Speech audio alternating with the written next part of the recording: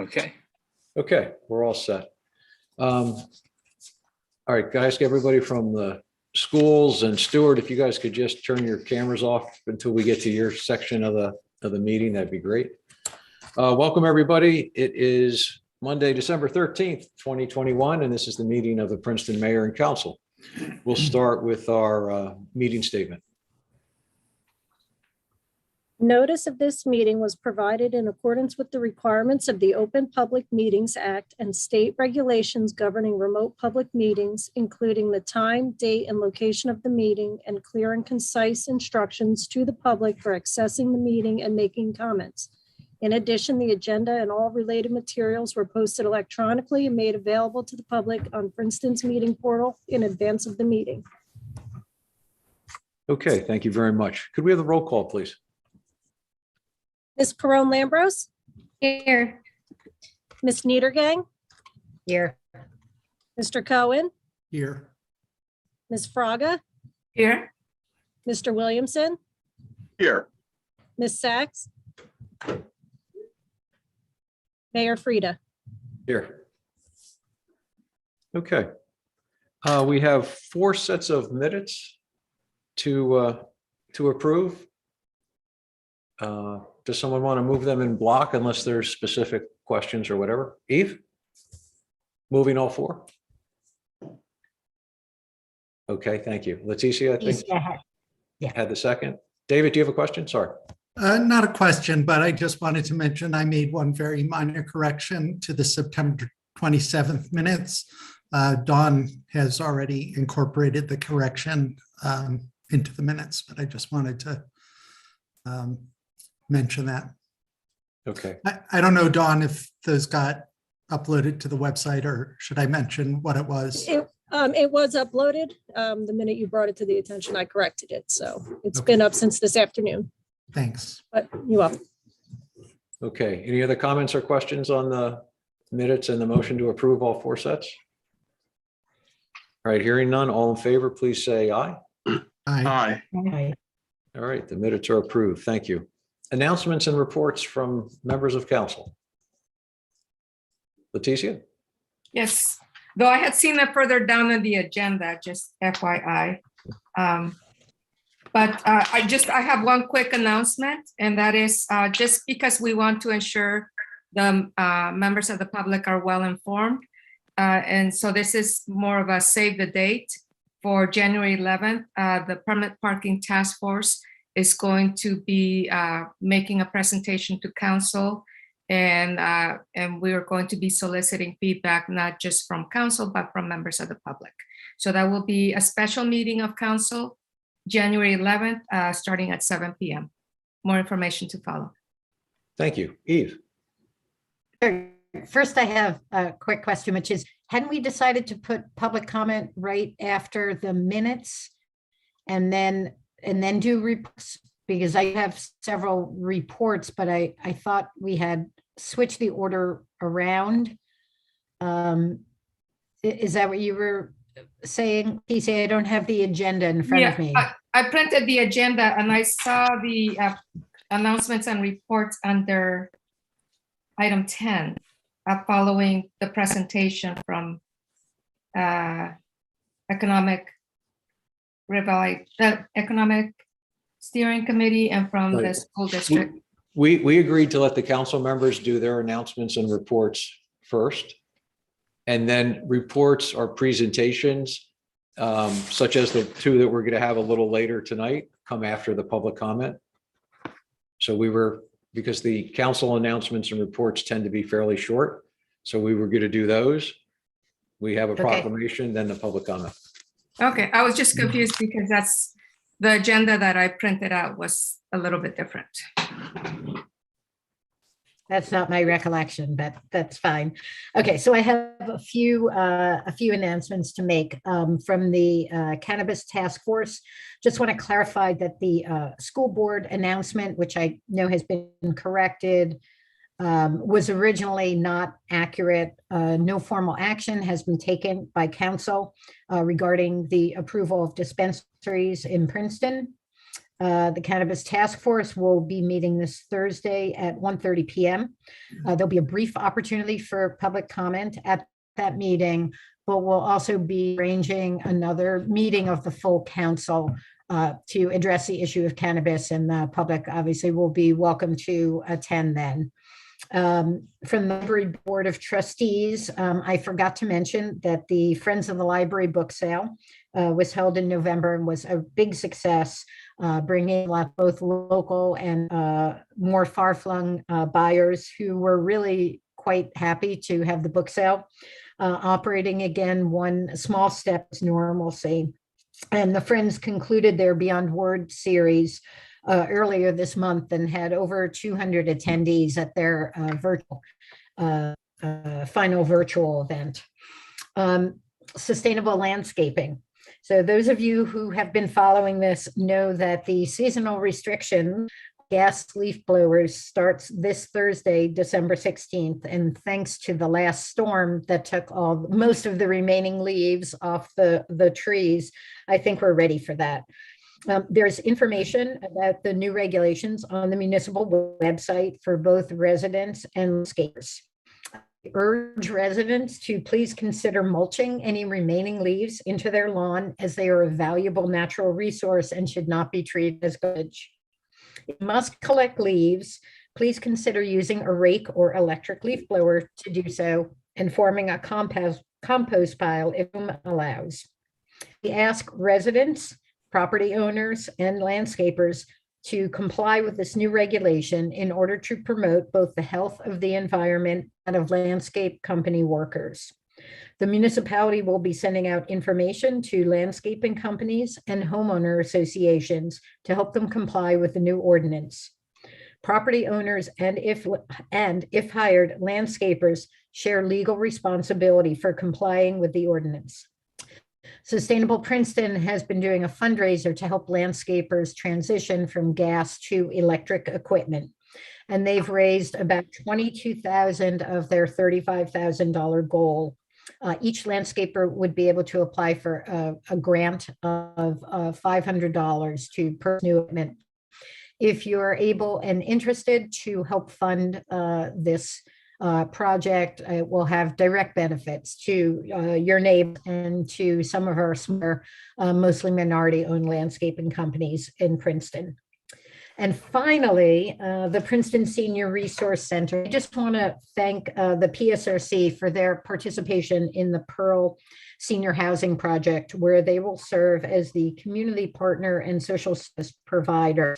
They'll have on-site services for our elderly residents who live in our soon-to-be erected affordable housing, senior affordable housing. PSRC has spent a lot of time on this effort. It was apparently very complex legally, and their involvement is substantial savings for the town and for Pearl as well, and for taxpayers. So just wanted to show our appreciation. And that's all I have. Thank you. Thank you, Eve. Other council members? David. Yeah, I just wanted to mention two things. One is a reminder that the Princeton Community Renewable Energy Aggregation Program, which started about 18 months ago, is coming to an end at the end of this month. Participants will be automatically switched back to PSE&G as their electricity provider. And we hope to go out to bid again for a new arrangement where we will be able to offer residents a larger percentage of their energy as renewable again in the spring, after the Bureau of Public Utilities comes out with their rates that will be applicable for the coming year, which will be in the spring. The other thing I wanted to mention was that residents should look for the installation of pavement bike boulevard markings coming first to Spruce Street. Thanks to the recent repaving, that street gets the first opportunity, but we're also expecting the bike boulevard network to receive markings before before the end of the year or shortly after the end of the year as weather permits. And look for information about what bike boulevards are. It's a concept that is applies to low traffic streets as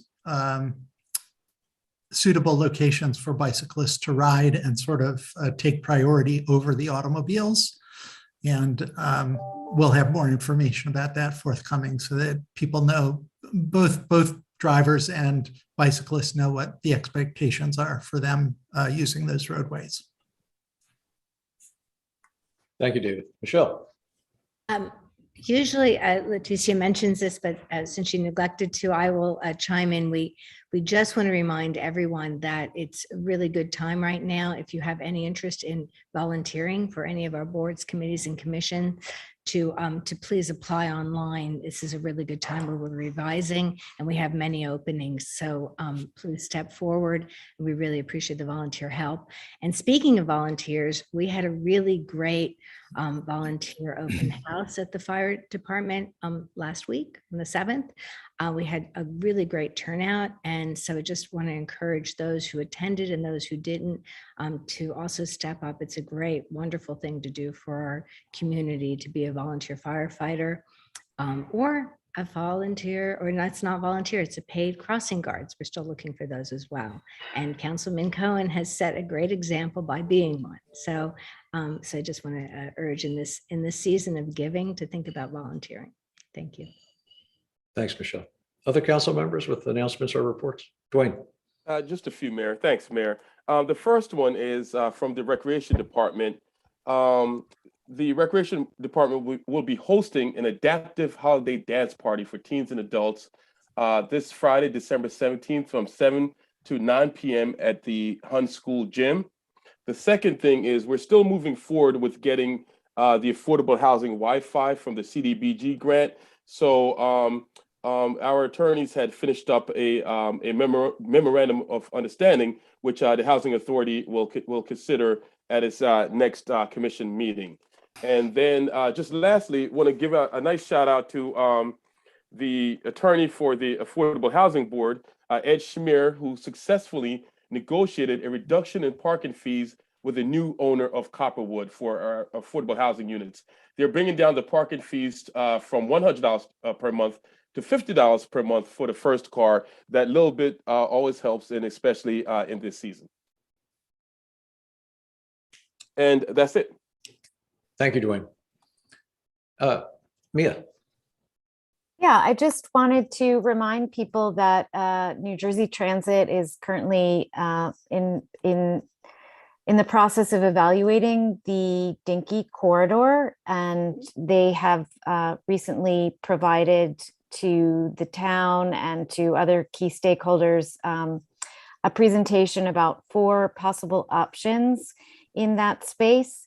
And you can find those 4 options in a short presentation on the New Jersey Transit website. If you go to newjerseystransit.com/Princeton Transitway, you can find a great deal of information. And there's also a survey that we'd encourage Princeton residents to fill out.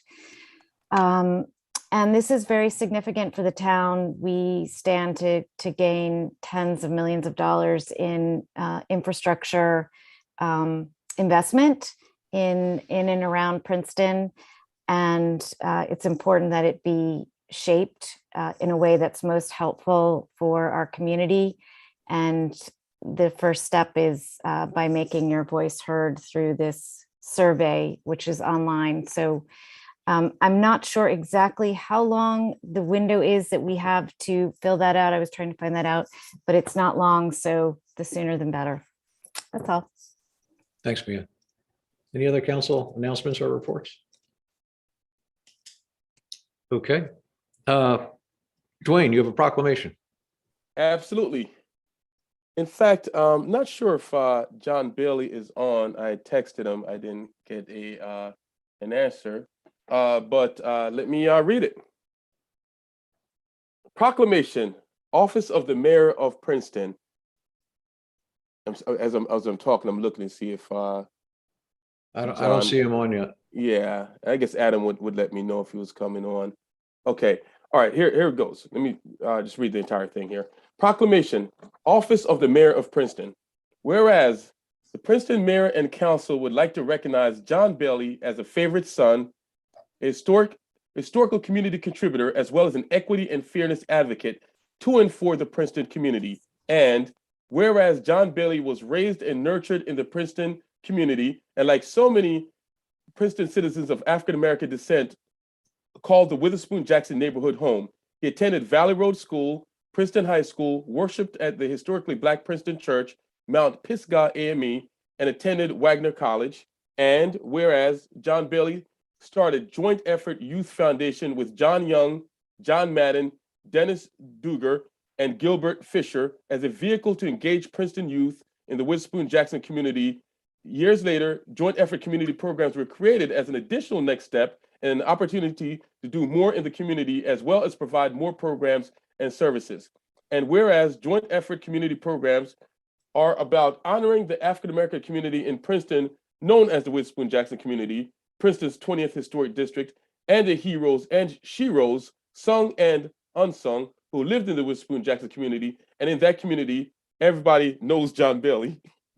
And whereas John Bailey has been a visionary and a thoughtful spokesman for issues and concerns that adversely impact Black citizens, he has also challenged all Princeton citizens to do more and be more for each other and the town. And whereas John Bailey lives in Denver, Colorado, however, his influence and impact in Princeton and Mercer County is respected, as well as his advice and guidance is sought by many. And whereas John Bailey returns to Princeton often, and in his many returns, he coordinates and implements through the Joint Effort community programs, and in conjunction with all sectors of the Princeton community, including the municipality, a week-long series of programs and activities known as Joint Effort Witherspoon Jackson Community Princeton Safe Streets Summer Program, and is held annually during the first week in August.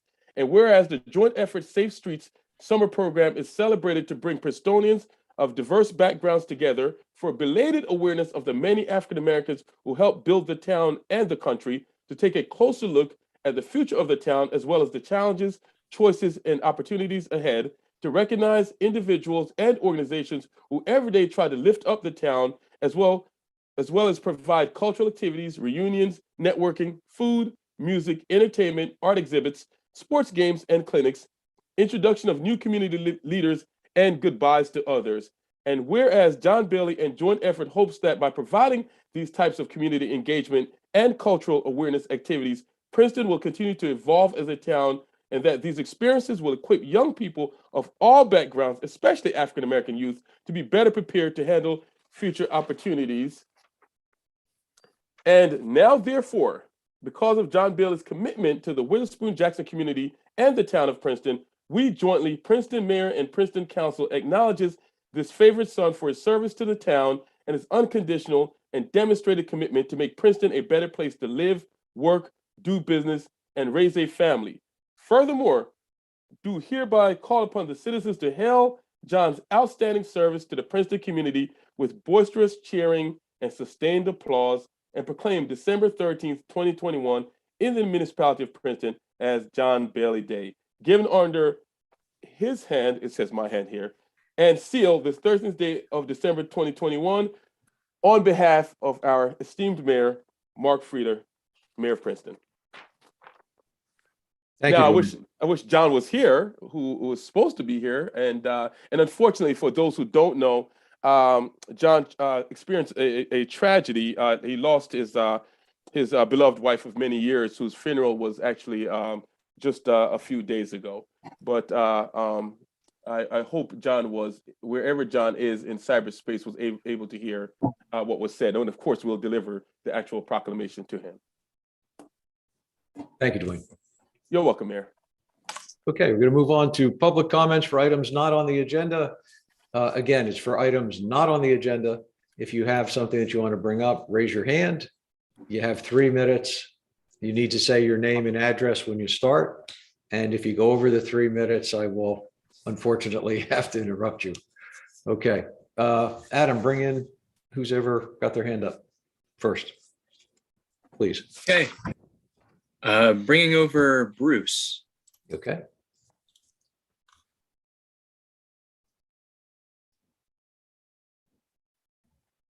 Hello, can you hear me? Yes, Bruce, we can. Thank you. Okay, thank you. This is Bruce Lawton of 51 Hawthorne Avenue. Good evening. I'd like to make some comments regarding the Princeton Parking Task Force and the odyssey that we, the community, have all been swept up in during this year due to their efforts and actions. I'd first like to preface this by stating that I can only imagine how crushing it must be at times to be dead set on something, put in the time and work on it, and then have it met with mass criticism and opposition. On this, you have my sincere empathy. I've been there in my own endeavors. With that being said, it is not only important, but vital to actually listen to your constituency and not simply dismiss their concerns and act as if your answers to problems are 100% correct and just medicine that must be accepted. I would humbly ask that you consider the tremendous strain that your efforts have put upon so many of those in the community who have felt under siege throughout this year due to your efforts and actions. One would think that upon making our views and concerns known to you directly at meetings, as well as in both public forums and in letters, that some heed would be paid and that you would have taken our concerns into account. Instead, it appeared that you were exceedingly dismissive and determined to do what you pleased. You demonstrated this time and again through a lack of transparency and with a seeming vested interest in favoring the desires of businesses over residents, all culminating in a decided disinterest in our concerns. Your efforts to try and push through with your plans during times when people were generally away and distracted in the summertime, and now during the holidays, while I'm sure strategic for you, optically appears exceedingly disingenuous on your part. While it's refreshing to finally see at this very late date some effort to addressing the overwhelming pushback in your recently released announcement, it is still troubling and not nearly enough. At best, it needs more work via actual concerted input from concerned and engaged residents. And at worst, it should be scrapped and begun anew with a fresh, more transparent process and outlook that engenders trust.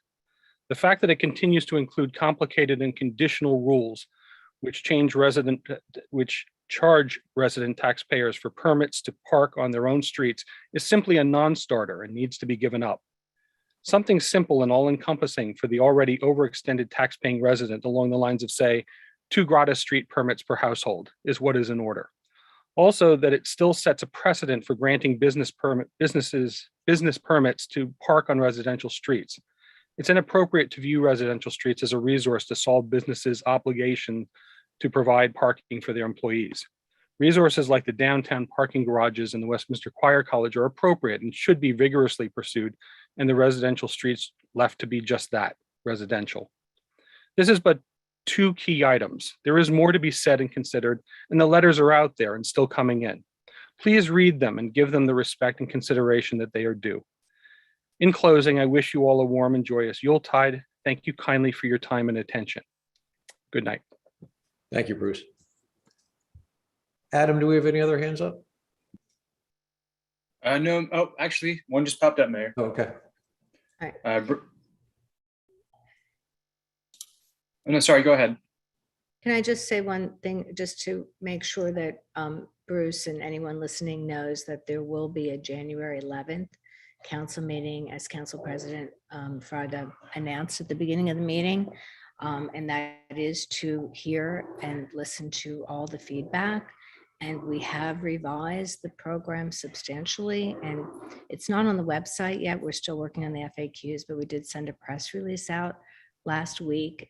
So we're trying to be as responsive and quick and nimble as possible, but we also have to take into consideration a lot of viewpoints. So I just wanted to let you know that there will be a January 11th, 7 p.m. meeting to hear your views. Thank you. Thanks, Michelle. All right, Adam, can we bring in the next person, please? Yes, Mayor, bringing over Youngling.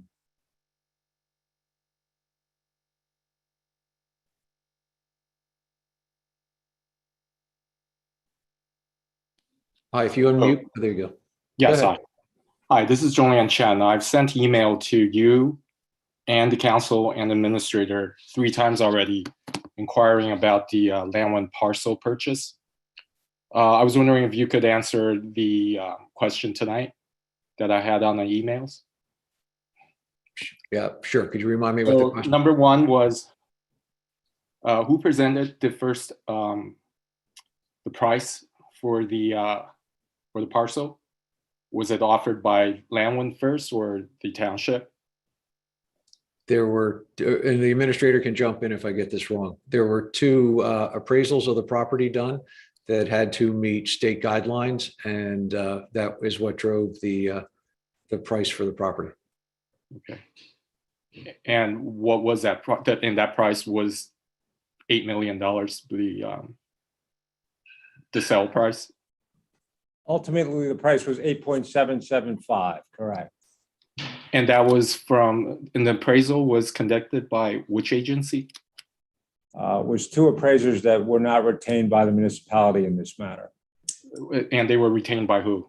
There was a consortium of open space entities, and two of them retained different appraisers who had experience with Green Acres. You needed Green Acres appraisers for this particular property. Okay. And number two was, will this space be open for active recreation? I'll leave that to council. It's not my. Eve, jump in. We're considering it passive recreation, meaning there won't be, for example, fields for organized sports, but there will be trails. Our hope is to connect it to other parcels of land so that people can access this. There is an area where it can be accessed now. I mean, once we own the land, of course, but we hope to, develop a trail system. There are very strict regulations on, since we're a lot of funding from the state and the county, there are very strict regulations that couldn't, as I said, for example, be used for to develop a soccer field or a baseball field or something like that. So it's used for what we call passive recreation, which would be hiking and things like that. So I hope that answered your question. So you're saying it's because of the state that piece of land cannot be used for active recreation. Correct. Okay. I'm going to jump in, and I'm sorry, Mr. Chan, that your letter wasn't answered. I'm not sure where that got lost, but one of us would be happy to send you. There's a whole framework of regulations that determines how you purchase, how you acquire open space and what it can be used for.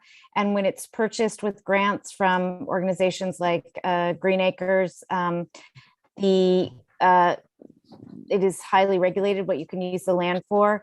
And there are different categories of what constitutes active and passive recreation, but in general, active team sports tend to fall in the category of active recreation, and passive recreation is, walk, as Councilwoman Niedergang said, walking, hiking, yoga, that sort of thing. Right, Bird watching. From what I understand, there's really, we have other parkland that was purchased under Green Acres, and we never had the limit set on us that it was limited to passive recreation. So if you're saying it's only because of Green Acre, I'm kind of a little confused why we can't use it for active recreation. Because I know Hilltop Park was purchased in part with Green Acre funds, and so is many of the other parks. I think we would, have to have. I'm quite sure that if there was any part that could be used for something more expansive, that would be explored. But I just want to make sure, because what you're telling me now is you are completely limited because of Green Acre Fund, that you cannot have active recreation on that piece of land. Why don't That is we think that's accurate. So why don't we have the administrator reply to you and make sure that's I just want to point out Hilltop Park was purchased in part with Green Acre Fund. So was I think Green Meadows.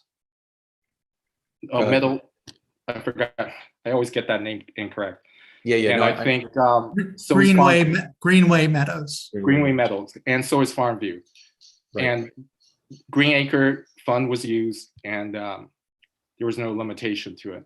Right. Well, we'll get the answer to that, but I do have to point out that the main reason this property was purchased was to preserve the 100-year forest that is there. So that would work totally Right, against but we have the option of using it for active recreation if we want to.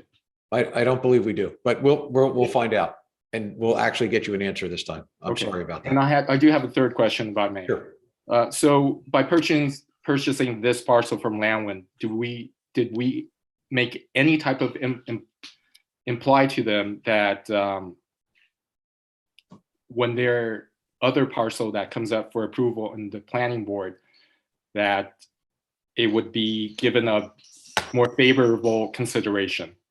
That would be illegal, immoral, totally out of place, and no ifs, ands, or buts. No, absolutely not. That'd be great. Thank you. Sure. Thank you. Thank you, Mayor. Just want to be clear.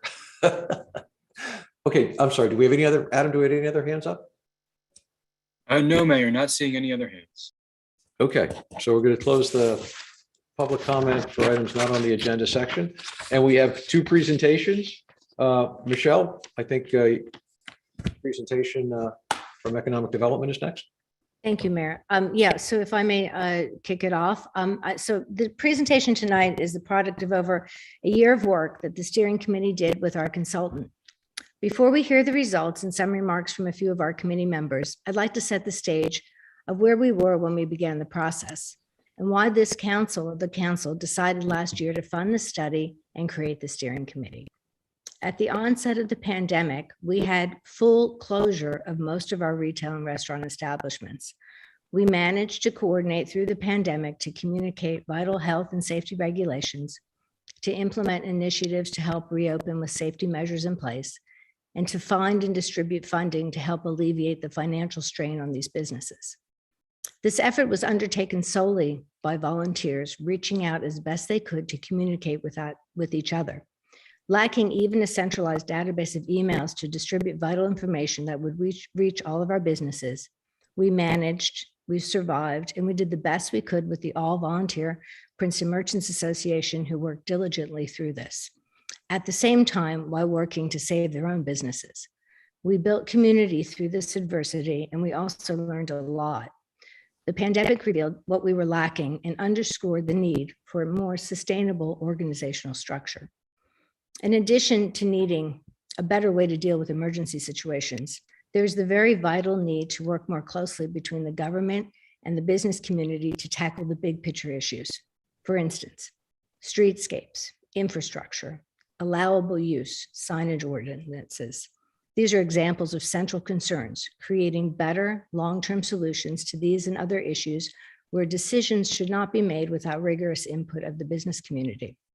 Without a mechanism of communication and a defined method of working through this process, we will continue to have delays, redesigns of plans, where we should be designing, envisioning our streetscapes, infrastructure improvements, and transit solutions in a more holistic manner.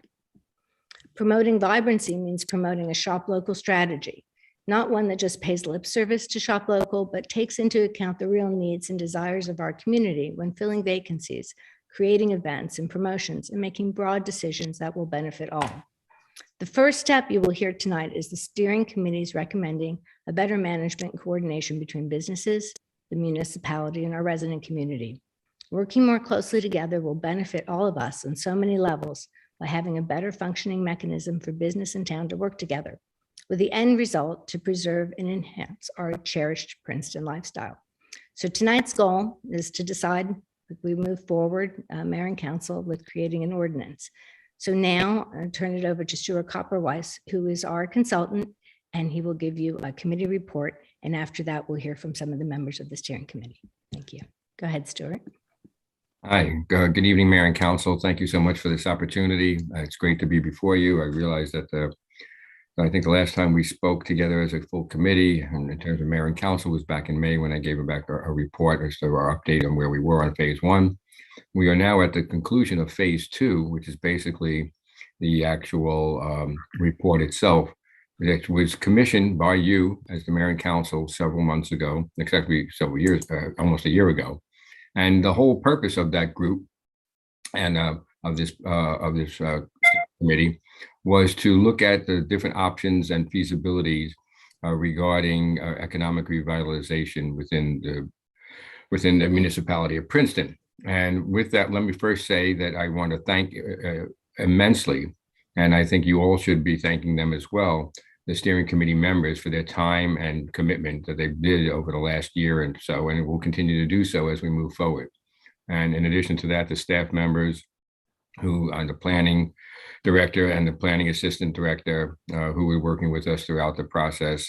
And it's been really, and all the staff members as well. So again, the beginning of this report has to do with the fact of what was going to be the best opportunity for economic revitalization for Princeton. Was it hiring an economic development officer to work for the municipality? Was it creating a not-for-profit economic development corporation? Or was it going to be a feasibility of a special improvement district for the municipality itself? And all of these options were looked at. This report right now basically talks about what is going on, what we've done and what we've conducted over the last year or so. And I just want to apologize for the report itself. There were some minor changes that I made to it over the last 24 hours due to the fact that I'm in the process of moving, as some of you know, and I didn't have my computer with me, and a few little nicks and knacks, I guess, issues that came up. And so I just made some sentence structure changes and a few little minor changes to the report itself, which will be forthcoming in the next couple of days. So you can submit that and put it back on the website.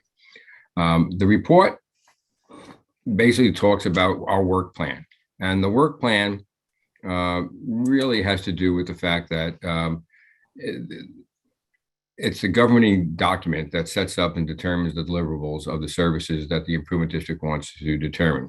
The first thing that we should talk about is the fact that the mission will shape, maintain, and grow a flourishing Princeton economy by offering an exceptional experience for residents and visitors, and advocate for a robust and diverse business community through strong partnerships, as Michelle had mentioned.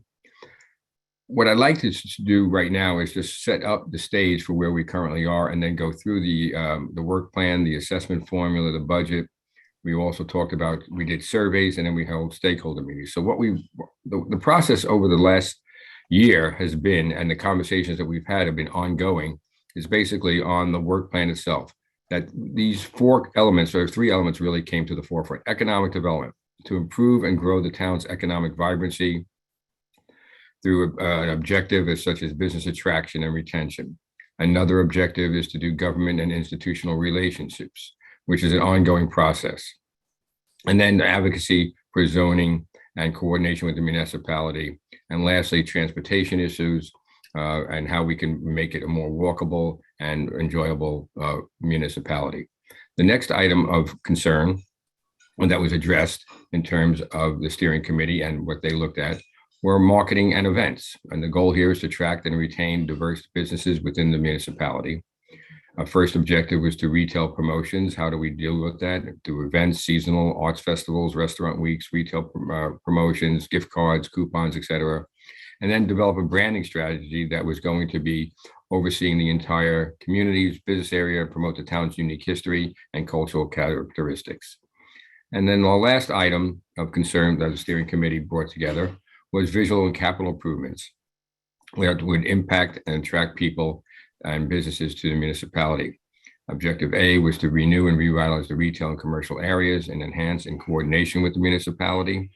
And then our second objective was public area cleanliness and maintenance, enhancing in coordination with the municipality as well, and in those particular areas. And then lastly, seasonal decorations to once again enhance in coordination with the municipality and existing organizations. And then lastly, with signage and facade improvements. And of course, there's administration that runs with that. Now, what happened is that throughout this whole process in developing this work plan, the reason and how we came together on this was based upon surveys that we did both with the steering committee members and then eventually with stakeholders. We had 2 stakeholder meetings that were done back in December. Should it, December, when was it again? Went blank. September. September, that's right. I'm sorry. There you go. Just moving just put my time frame into a different perspective. We had 2 stakeholder meetings back in September. We got input from those stakeholder individuals. Over 50 people attended those. And from that, we were able to, I guess, refine our actual work plan. And that was the final product that came forward in in the final report that you have here today. So let me just go through some of the findings that the steering committee came up with. They recognized in the beginning that owners, that property and business owners are an important component of the Princeton community, and a partnership between the business community and municipality and the community at large is essential for Princeton to thrive. Of the 3 options considered, it was determined and recognized that the Special Improvement District is the best option for the municipality of Princeton, and that this partnership should be inclusive and representative of all commercial interests, and therefore the Improvement District, or otherwise known as an SID, should include all commercial, industrial, and retail properties within the municipality. The SID requires a comprehensive partnership between the local government, and it should have a formal and legal management capacity through which a district management corporation would be created, and then working with the representatives of the community. And a full work plan, as we just talked about, should be established regarding those economic development, marketing, events, visual and capital, and an administration with a budget to implement the plan and deliverables. The steering committee determined that it was in the best interest of the municipality and the public to create a special improvement district, SID, and the management corporation.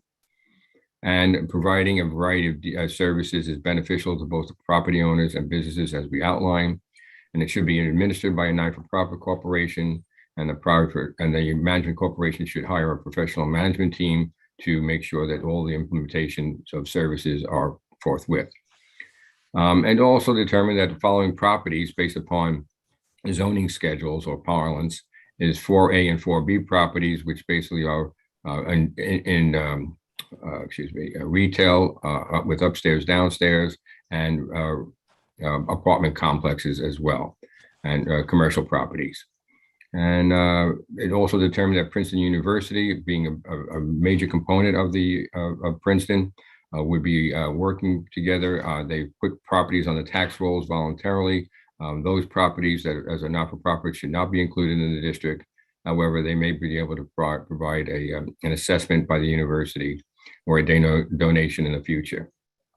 And the steering committee developed a policy of commercial properties. As I said, mentioned 4A and 4B properties should be assessed at different rates. And then we also put an assessment rate areas based upon services to be rendered by each particular area.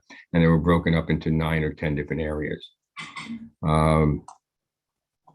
So the recommendations of the steering committee is that, again, that the municipality of Princeton would benefit from additional services and activities, and to activate consumer engagement and enhance business consumer community. Utilizing a special improvement district will empower all of the vested interests of the business owners, and consequently, they determined that it would be in the best interest of the municipality to create, as I mentioned earlier, a special improvement district, a district management corporation, and based upon the geographic areas of services rendered, all those sub areas would be assessed at a different rates.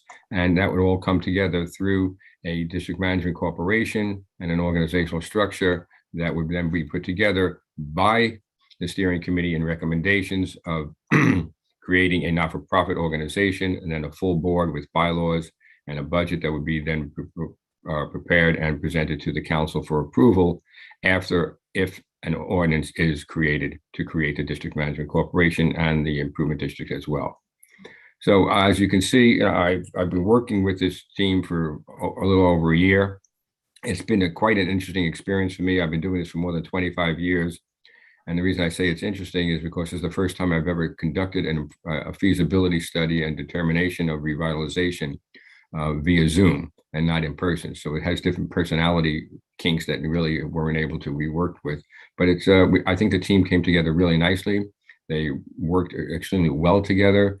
They actually hashed out every concern that anybody could have thought of. And we spent days, if not hours and upon hours and days and then weeks in meetings discussing specific items. And I think the report speaks to all those particular items. And the steering committee was very, very, I guess, in agreement that the improvement district should be created. And we should create a district management corporation, and we should be working together with the borough, with the municipality and the council and all the other entities within Princeton that have been making it, thrive so far. And as Michelle said in the beginning, we're under certain circumstances, very difficult circumstances. So with that, I'm open to any questions if you have any at all, and I'd be happy to share that with you either today or in the future. Our next step would be to obviously at your choice to adopt the report, and then make a determination as to whether or not you wanted to create an ordinance and have a public hearing on that ordinance as well. That is the process. So thank you very much. Thank you, Stuart. And we have some speakers as well. So I don't know if we want to hear from the steering committee members before you Okay. ask questions to Stuart, or do you want to go ahead? Why don't we let everybody do their presentations and then ask questions, and they can. Thank you. Okay, thank you again, Mayor and Council. I appreciate the time.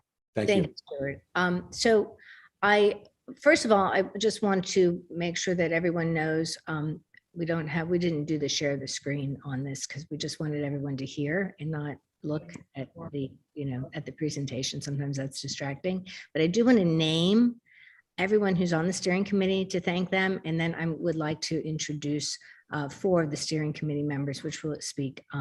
So Frank Arminanti with A&B, Kristen Applegate from the Princeton University, Omar Delgado, owner of Say Cheese, Michael Gale from the Peacock Inn and other commercial properties, Rich Gittleman, property agent, Aubrey Haynes, property owner, and Jamie Herring, property owner, Bob Hillier, property owner, Kathy Cockenberry, co-owner of Jam and Crepes, Helena May, property owner at Witherspoon Street, Mikhail Moriello, property owner at Mezzaluna, Jack Morrison, property and restaurant owner, and former PMA president, Lori Raybon, vice president, Palmer Square, Joel Schwartz, resident, Michael Rosenberg from the McCarter Theater, Andrew Siegel from the Hamilton Jewelers family, Jeffrey Siegel, owner of many properties at Witherspoon and Nassau Street, James Stewart from the Art Museum, and Mark Sullivan from the Josh Zinder Commercial Properties,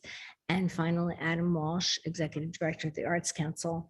And I really need to give a shout out to Justin Lesko from our Planning Department, who attended all the meetings along with Michael Laplace. They gave great counsel and help on this. So with that said, the first introduction will be to Kathy Clockenbrink. If you speak, please, from Jam and Crepes. Thank you.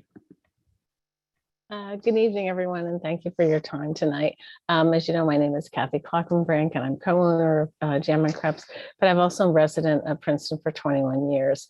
I became engaged early on in my experience as a small business owner in 2014, joining the PMA, becoming part of the PMA board in 2020, and then serving on the Economic Development Committee in 2018. I will say from the beginning of my engagement in the business community, the most common challenges that continue to be discussed truly year after year included the lack of coordination of services between municipality and businesses, the cumbersome and costly administrative processes related to ongoing and opening and running a business in Princeton, the vacant storefronts, and ever-growing conversation with the realities of e-commerce and COVID. Keeping our business community local, that is a strong request that we hear a lot from the residents. And then what is the mix that defines a healthy, diverse business community that can sustain a vibrant community? Throughout all these discussions, I individually and also as part of a number of different organizations and conversations looked to other towns to see what they were doing, and that the names of towns that came up that were considered both successful and comparable in one fashion or another to Princeton. In our research of these towns, the one thing that they all had in common was that they were SIDS. They had a consistent and stable funding source to address agreed upon goals and budgets that were directed by a diverse board of community stakeholders and municipality representation. Though these towns vary in their budgets, their goals have all been the same. That's to maintain a vibrant downtown community for the business community at large, as well as the residents. Our research was extensive with town visits, numerous conversations with various officials, excuse me, and review of a variety of SID budgets. Examples of the towns that we met with include, but are not exclusive, are Westfield, South Orange, Montclair, and Red Bank. In light of this research, the steering committee was created, and the steering committee was created based on the results of a survey of broad range of business community stakeholders, and that was in late 2019. Excuse me. The mission statement for the steering committee was to explore the feasibility of creating an entity that would best serve the business community of Princeton. In summary, the steering committee presents to you this evening a request to move to the next phase of development to support the establishment of a SID to address the following primary goals. Support economic development for both business retention and attraction of new businesses and new business models. Support visual and capital improvements to capitalize really on what makes Princeton unique from all the other towns in New Jersey. And finally, to enhance the marketing and events for Princeton. I will say as a member on the SID and the PMA, these are big tasks. And even though we have strong voluntary memberships, it's not enough to carry these requests to the fullest needs that they have. So with that, I will thank you for your time and I will pass it on. Thank you. Thank you, Kathy. So the next person I'd like to introduce is Helena May, who is the, but she'll introduce herself, but she's a resident and owner of property here in town. Helena. Thank you, Michelle. Good evening, Mayor and Council. Thank you for your time today. Like Michelle said, my name is Helena May, and like Kathy, my family and I have been Princeton residents for over 16 years, and my 4 children are products of the Princeton public school system. I'm very grateful for Councilwoman Michelle Pearl-Lambros' leadership, energy, and passion to create the steering committee for us so to establish a economically sustainable and vibrant Princeton. I'm the owner of 300 Witherspoon Street, the former Princeton Packet building. My vision is to bring economic inclusion and diversity to the Witherspoon North neighborhood. 2 years ago, vines were crawling on the old Packet building. Today, I am humbled to see residents walking and biking to their health appointments at Capitol Health, to see a doctor from the Capitol Health walking her children from the community park school to her office, and to provide homes to locally grown businesses such as Homestead Princeton and others. In addition, 300 Witherspoon will be the future home of High Tops, where teenagers can walk from their schools to their safe space. So Witherspoon North is on its way to fulfilling the vision of microcosm of diverse business community that is not located in the central business district. I look forward to bringing my time, energy, and investment to the formation of the SID to serve the entire business community throughout the Princeton geography, the heart of Princeton, so we, the business community, can better serve the key constituents, the residents and our guests. Thank you. Thank you, Helena. Thanks very much. So the next speaker is Jack Morrison. Jack is the owner of JM Group, many restaurants, and a property owner in town. He's also longtime volunteer and head of the Princeton Merchants Association. Just recently has handed the baton off, but Jack, welcome.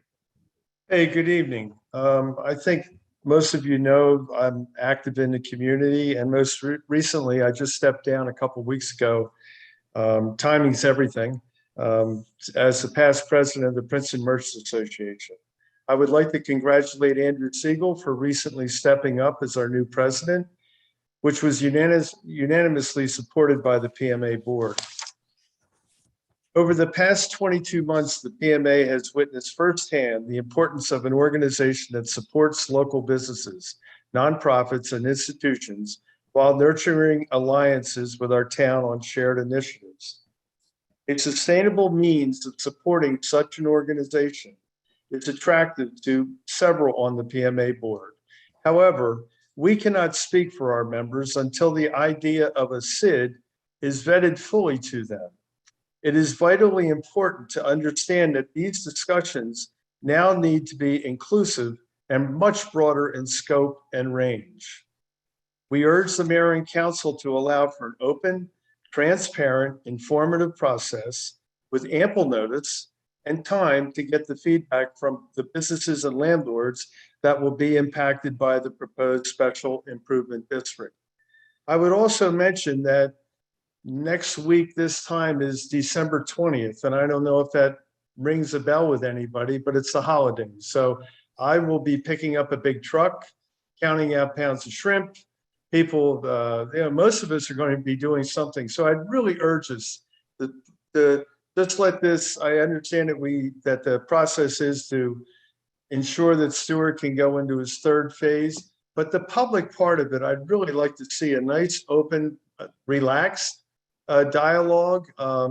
Again, I remind you that we understand the beauty and the attraction of a sustainable process, of a sustainable organization. However, we need to be inclusive in this conversation. Thank you. Thank you, Jack. And to wrap up, I have Aubrey Haynes, who is a property owner in town and a community leader. Go ahead, Aubrey. Thank you, Michelle. Good evening, everybody. My name is Aubrey Haynes. I'm with Princeton Property Partners. We own 5 commercial properties in Princeton and manage several other properties in town.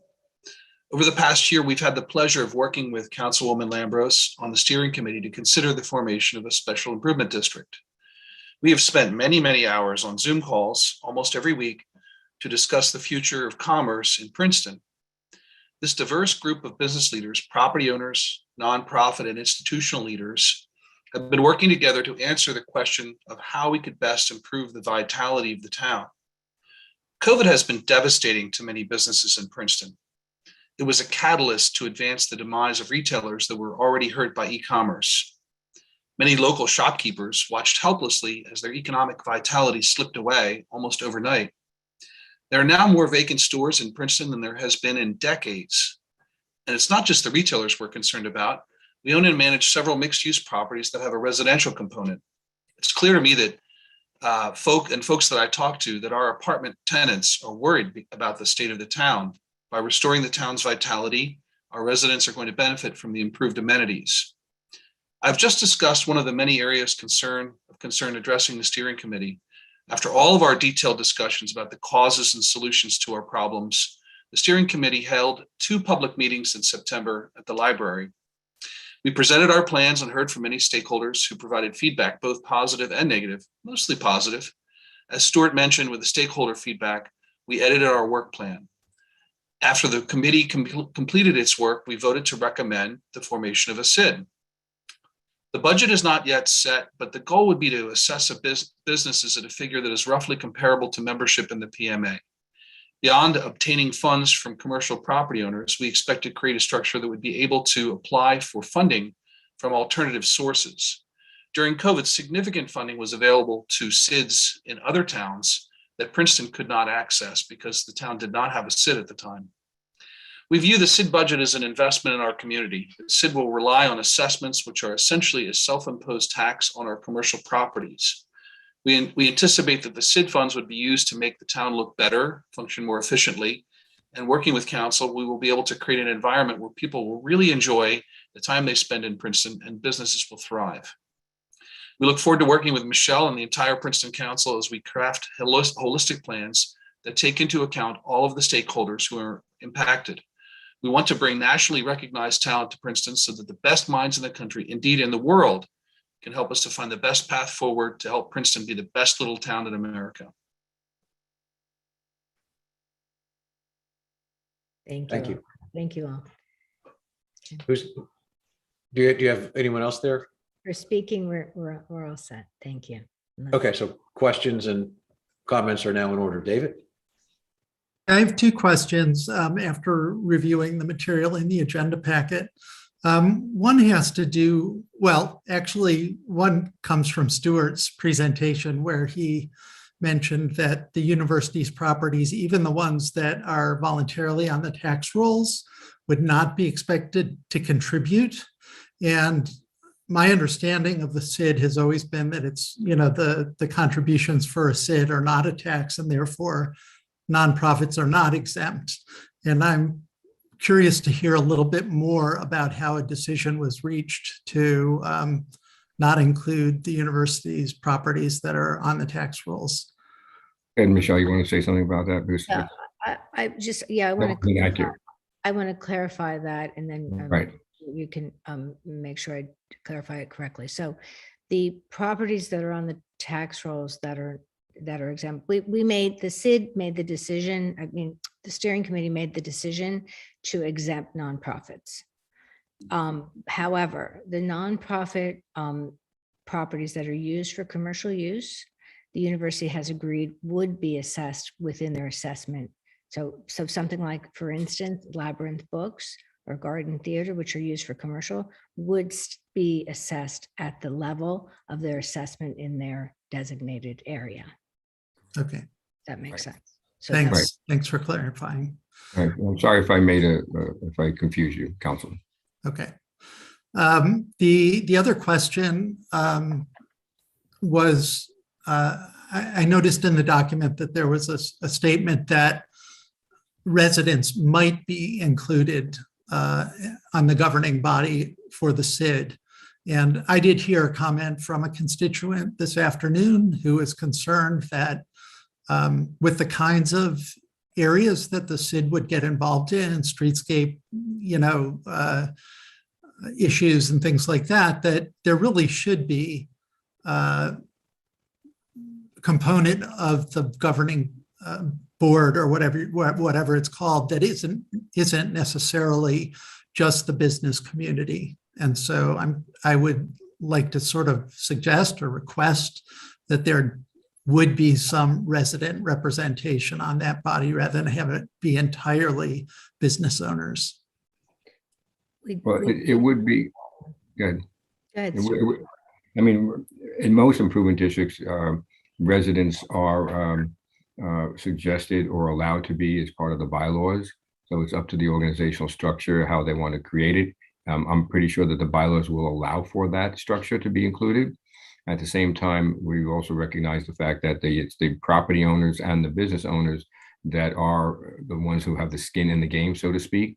But that doesn't preclude a resident from being involved in both subcommittee levels and attending all of the board meetings themselves, if not to be a member of the board itself.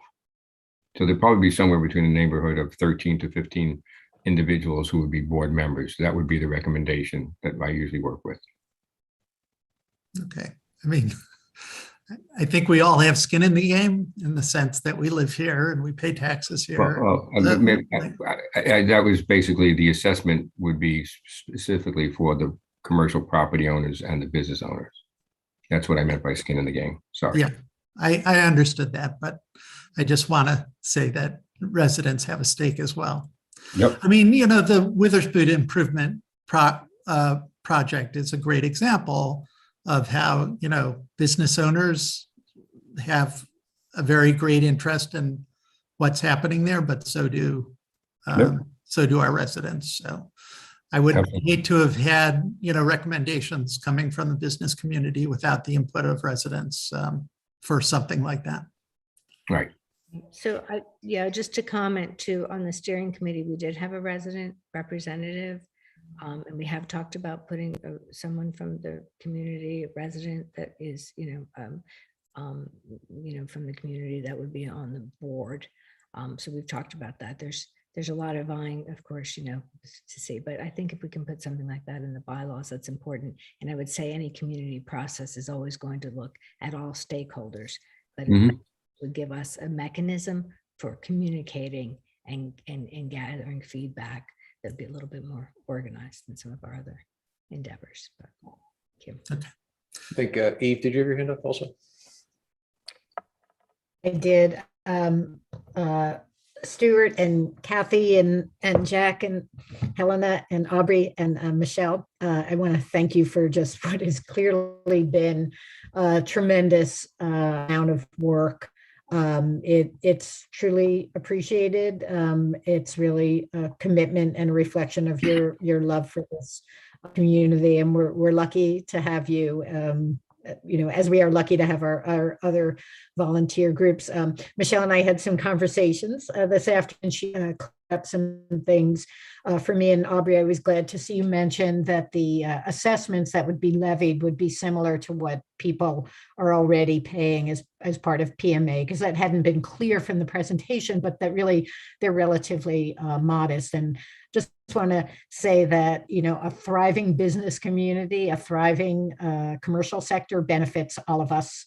This is one of the reasons people love to live here, is that it's not just a suburban strip town. There is a downtown, there is a destination, there is a place that has life when you walk around, and that's just such an incredibly valuable thing. And just reading over the materials today and thinking about the benefits, as Michelle was saying during COVID, how we struggled to even just get in touch with all of our businesses to find out what they need and how we could help them survive, and to put in touch with the right agencies.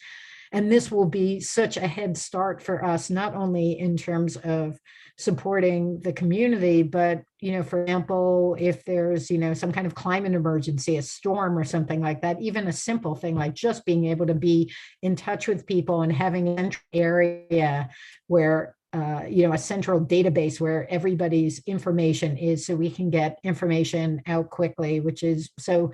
I know we're going to be talking a little bit about emergency preparedness, and I'm not trying to hijack what you're doing, but I see it as having ancillary benefits in addition to developing the business community. It also establishes, a real community and connections, and will facilitate the ability of the town to, enhance the way that it deals with people, so that we don't want to see a business coming to Princeton and saying, oh my God, I don't want to open there because it's so complicated or so difficult. Obviously we want to follow the proper procedures and make sure everybody's interests are secure. But so I see this as just being beneficial in so many ways. And just want to tell you, I really appreciate your work, and I'm sure I'll have more questions further down the road. But I did have one general question, which is, what is the timeline? Assuming council says yes, go ahead today. Could somebody sketch out what the next steps are? And we see, possibly the formation of the board and the next steps. That would be great. Okay, thank you, Councilwoman. Appreciate all your kind comments for everybody. And yes, we agree. The following steps would be, after today, would be to, if the council seeks to accept the report, then the recommendation would be to create a ordinance that will allow for the creation of a special improvement district. It has to be done according to state statute by ordinance. It would be then introduced. Then there would be a public hearing on that ordinance. The stakeholders would be notified of such an ordinance. In that ordinance, there's something that's called a Schedule A, which is a list of all the properties that would be included in the improvement district. It doesn't state the assessments themselves, because that is a functionality of the budget, which would then be set up by the steering committee, by the board itself. So after the ordinance is passed, concurrently, we are going to be meeting with the steering committee now to put together bylaw recommendations and a budget recommendations that would then be accepted by the District Management Corporation once it's formed. And the incorporating officers would file papers within the state, and that would be concurrently as the ordinance is being adopted. And at that point in time, when the ordinance is adopted and the board is then constituted with the officers, then they would then adopt the bylaws as recommended, and then bring on the balance of the board membership to fill out the full board. And once they had the full board, then they would put together, they would then adopt the bylaws as well again. And then finally, they would put together a budget and then place that budget in front of the council. And we anticipate that to be done probably within the next 3 to 4 months. Seeing an ordinance be adopted possibly or introduced in late January, mid-January, and then a hearing, and then from there would be the District Management Corporation would be formed, and then they would put together a budget that presented to the council sometime probably in end of March, beginning of April, which time there would be a public hearing on that, which has to be no later than less than 28 days after the introduction, which is read into the council. So you're looking at a functionality date probably sometime in May for the improvement district to get started just in time for the summer rush. That's the And timeline. just one quick follow-up question. I mean, a lot of or a good portion of the budget, I assume, goes to hire someone. And does that process not start until May, or can that be done somewhat concurrently with the expectation the budget will be approved? Or is it then in May, then you start to, okay, let's put out a job description, or how does that factor in? Good point. One of my final tasks in phase 3 is to work with the steering committee and the District Management Corporation setting up the bylaws and the budget, but also to look at what the entity is going to be in terms of executive director, how they're going to be hired, what they're looking for, et cetera. That would be concurrently. So this way, when the budget is approved, they are ready to run right from the starting gate. Thank you very much. Stuart, Thank would you. the bylaws come in front of the council also, same as the budget for the original version of the bylaws? No, they will not. I mean, obviously, they're not required to do so. Just like any other entity in terms of a private, the District Management Corporation is a private not-for-profit organizational structure that is run by its own governing body, which is obviously the membership of the board of directors. However, having input would be certainly be advisable, and we can run it by you and your legal counsel at the same time. It's not a problem. Yeah, But it's not required to be adopted by the state, by the governing body. And the reason being for that is that if there are changes to be made, then the entire, it has to go in front of the council again. I don't know of any improvement district that has bylaws adopted by the council themselves, because that then states that it's not a separate entity as a private corporation. Right. My question was not, does the council approve them, as opposed to, will the council, before we pass the ordinance establishing this, have a chance to see what the bylaws are, make sure there's general agreement, and also see who the board's going to be, again, to make sure that this is going to fulfill the promise of what it's supposed to do. I just think it would be concerning to me as an elected official to hand this off to a group of people and say, you set it up, you do the bylaws, you do the budget, and we really have no idea before we say yes as to where that all starts. I think we should all be extremely familiar with what the starting point is when we say, okay, now it's yours. So I would just be concerned about how that all happens. Well, the timeline, certainly the budget would not be available before the ordinance is set forth. As far as the actual bylaws, I don't see that happening before the ordinance is approved or introduced, because that will take several more weeks to move forward. But again, usually they're not done concurrently, meaning at the same timeline. The ordinance is usually passed, and then the corporation is created, because the corporation is created through the ordinance itself. And once that's created, then they sit down and look at the bylaws and adopt those bylaws. But those bylaws can be given to both you, the council, and your counsel, legal counsel, to review at the same time. I mean, we've been circulating a few drafts of bylaws already, and people have looked at them. There's no problem in circulating to the council as well.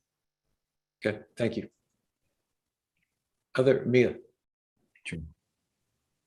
Yeah, I just wanted to mention a couple things. One, that it's really remarkable to have all of these business owners here with us tonight, because the Democratic Party in Princeton has not always been perceived as business friendly. And I think this is really a first, and it says a lot about everyone coming together to try to save our what some of us call uptown and other people call downtown. I think, in recent years, we've lost some stores that were really the heart and soul of our central business district. Landau's, Hewlett's, the Princeton Army Navy store. These were like family members to those of us who have longstanding ties to the town, and the hemorrhaging just continues. So I, for one, am really pleased to see all of us working together to support an effort which I hope will succeed in reversing that trend. And I want to thank Councilwoman Lambros for all her hard work in corralling this effort, and which would not have been possible without her. There were people who went before her and tried. My understanding is that for quite a few decades now, there have been various residents who've tried to create a SID in Princeton. And Neumann, if you're out there, I wish you could come and see this today. I think you'd be pleased. Sheldon Sturges, I see you're in the audience, and I think you must be pleased. And it's really exciting to see this finally coming together. I'm just, we all should be so appreciative of the volunteer time that everybody on the screen and in the audience who's involved with this effort has put in to make this happen. And I'm excited to see the results once it comes together. So thank you. Thank you for that very much. Any other council questions before we get to public comments and questions? Okay. Adam, can we bring in, I think Linda might have had her hand up first. Yes, Mayor, bringing her over now. And the same rules apply. There's a 3-minute limit. Please say your name and address. Linda, go ahead. Good evening, Mayor, Council. Appreciate your time in hearing me. I work with the Carnivales, managing 255 Nassau Carnivale Plaza, and I want to echo something that Jack Morrison said this evening about the need to really be inclusive and transparent. I learned, unfortunately, I missed the agenda. I was out of town and such, and I didn't realize this was on the agenda tonight. I called about a half a dozen merchants on East Nassau Street that are struggling to pay the taxes and keep their businesses open. None of them knew about this meeting tonight. In fact, none of them know about this SID. So while I think the concept in theory is great, a couple concerns, because when Sheldon had brought this up some years ago, I also did some research to find out the initial additional taxes, it's not supposed to be called, on businesses increase. They may start out at a level. So I think there's a lot of conversation that has to occur, for example, being service businesses that really don't need the street traffic. East Nassau Street businesses where light bulbs are leaning and sidewalks are major trip hazards. A lot of the attention has gone downtown, and I can appreciate that, but there are small business concerns, and I would like to see this process become, like I said, the stakeholders should have been communicated with earlier in the process, and I would like to see how we could be included from here forward to make sure that the benefits are equally shared by all the districts, to make sure that the businesses who perhaps can't pay those fees will be considered and how they can be helped, and to have more inclusive thinking and not rush through this process. Again, I don't know how many of the people I spoke with tonight were able to log on, but if I can contribute in any way, participate in any way, I would like to do so. But I think communication has to be improved, and transparency in these bylaws and the budget and in the process. Thank you. Thank you, Linda. Adam, can we bring Joe in next? Yeah, and can I just say, Linda, if you can reach out to me, I can put in my email and we can, continue the conversation to be sure you are involved and aware of what's happening. Thank you. Okay, Mayor, bringing over Joe. Okay, thank you.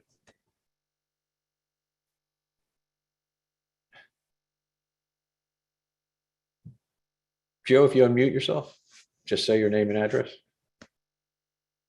Hey, can you hear me now? Yes, sir. Okay, it's Joe Small, 277 Hawthorne.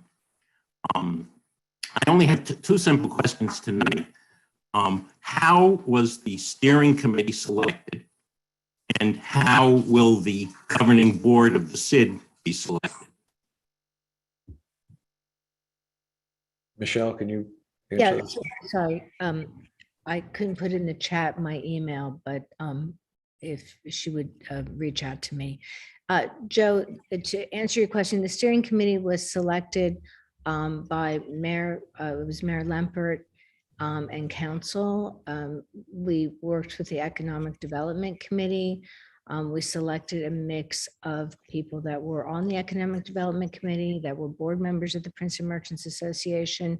We looked for property owners, and we wanted a balance between small business owners and property owners.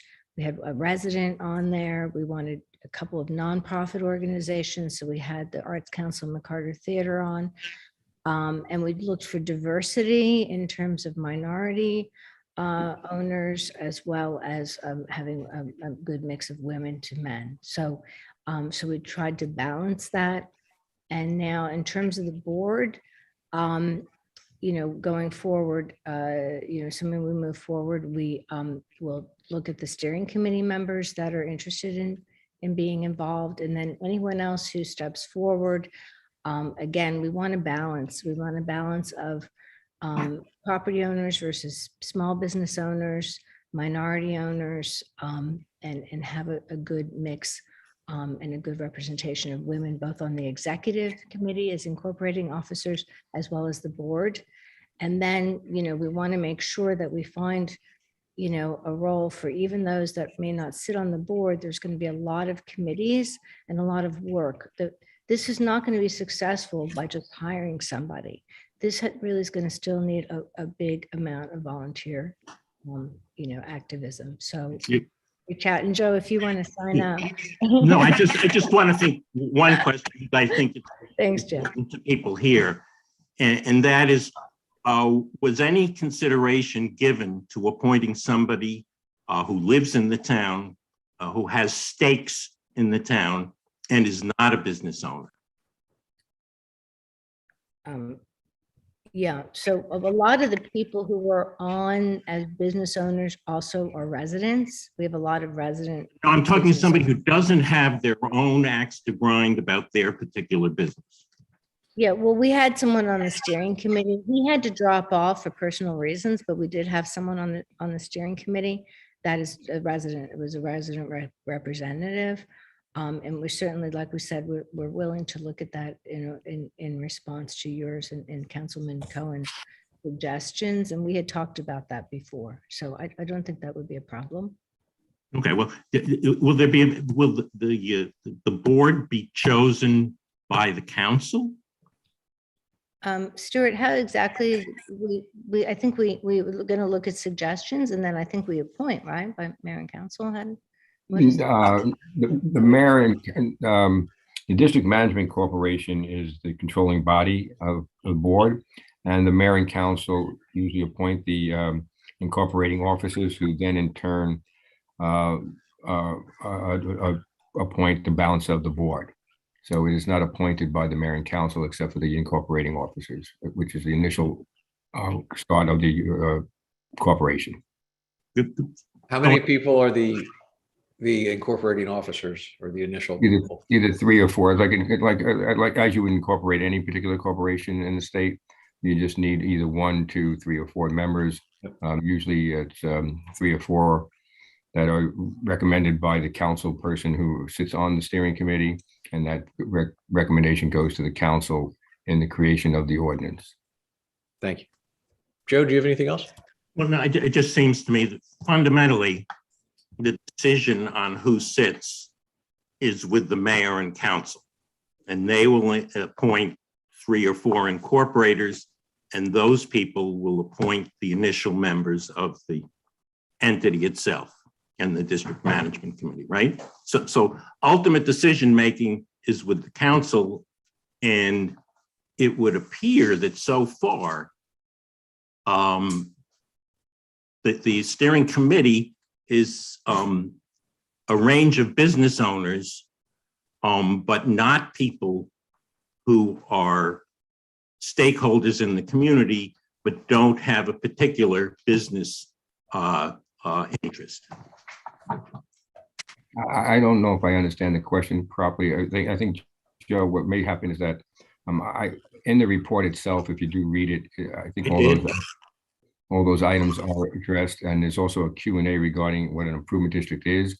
An improvement district is actually a private not-for-profit corporation that is not connected to the council. It just utilizes the instrumentality of the municipality in order to collect the assessments. Right. It is a private entity. The municipality collects the assessments. Correct. Initial efforts to appoint the people that will run it rest with the council. And to date, the interests really have been from the Merchants Association, from other commercial people in town. Many are residents, many own property, but it's commercial property. Correct. And the people who pay into the assessment are the business and property owners. No, the taxes, the people on the SID who will not be taxed, will consideration be given to putting somebody to represent the council, which ultimately has the authority to include people who don't, for example, you've drawn districts and you've proposed different taxes of those different districts. Some of the commercial interests may have competing desires. I want to be in a low tax district, change the lines. Okay, again, nobody, as of now, they'll have to fight it out. There'll be no independent mediator. There is no fighting it out, Joe. We're all in agreement that this is the right thing to do.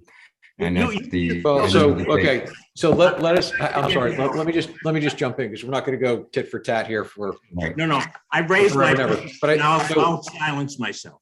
No, Joe, I want to acknowledge you've raised some concerns, and all of the elected officials, I think, have heard you. And right, as this process moves forward, I mean, Jack raised some concerns, you raised some concerns, that's fine. So and I know Stuart has said, here's what normally happens, but normally in Princeton aren't always the same thing.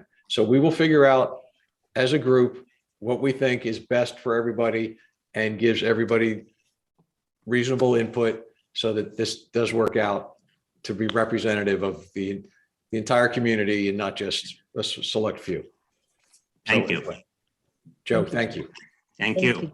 Yep. So Adam, I think we have, I don't know, someone from the Arts Council, might be Adam, but I'm not sure. It might be another Adam, but let's see who that is. Yes, Mayor, bringing them over. Hello, this is Adam Welch from the Arts Council of Princeton. Hey, the address there is 102 Witherspoon, though I'm a resident of Hightstown, New Jersey. I thank you for listening to me, and thank council for holding this meeting tonight. I was on the steering committee for the SID process, which, as Stuart alluded to, was quite an interesting process of just about a year long, meeting weekly for 2 hours. I want to thank everybody involved with that, and Michelle for us steering this whole thing and helping us come together. I learned quite a bit about the town and quite a bit about the business owners and the residents here, and I really appreciate having that opportunity. And one thing that's sort of come to the forefront in this conversation is that, the steering committee, are the ones that are invested. Everyone to David's point, everybody is invested in the town. But this is also something that they'll be paying into as well. And so I think that it's not something that is coming from the outside or handed down from people that aren't going to be financially involved in this. That's something that just sort of came to the forefront in this. And I think Aubrey mentioned that a little bit about the businesses sort of assessing themselves in order to make the change. And I think that the mission of the SID, which was wonderfully put together at the beginning of the process, is done in such a way as to encourage businesses to grow, but also to grow our sense of pride and togetherness within our community. So thank you all very much for listening, and thank you for meeting this evening. I'm done. Thanks, Adam. Okay, did we have anyone else from the public that had a comment or question on this? No hands raised, Mayor. All right, thank you. All right, so Michelle, I guess the hoped for goal was that the council will acknowledge or accept the report. Yes. And then how do we want to work out the process going forward? I know Stuart said, here's the normal process. Joe's mentioned a couple things. Jack mentioned a couple things. So I just want to make sure we have some, I don't know, balance or whatever the correct word is as we figure out what the process is going to be. Right. So, so I think that, what we're talking about is if the council's agreement to adopt this report, then we would create an ordinance that would be introduced in the new year. In terms of Jack's concerns and other concerns that were raised tonight, that would go first be an introduction and then a public hearing. The public hearing would be noticed, as Stuart mentioned, as a hearing. That would help with the inclusiveness and making sure everyone knows about it. We now have this report that is public information, and we will have more information out in the public domain so people can hear about it, read about it, talk about it, and have a public discussion. In the meantime, the steering committee can continue to work together on the bylaws and take back some of the information and suggestions, and have a process of putting that together. And the other thing we need to do would be that next week, we don't have it ready for tonight, we have a resolution to hire Stuart for the last and final leg of the project in phase 3, which would be to see us through ordinance, creation of the district management corporation, and that we would consider that and do the bylaws and all to get us going. So can I personally would be uncomfortable adopting the report because I know Stuart said he's going to make some changes to it. I would like us to acknowledge or whatever, but adopt is a kind of a strong word to me, not knowing the final version.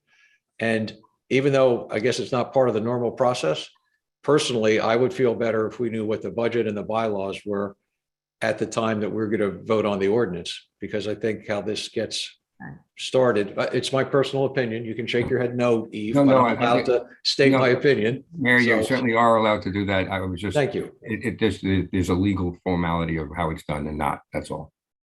Okay, well, that's all I meant, is that's not how the process works. So well, the budget, okay, I'm so, sorry.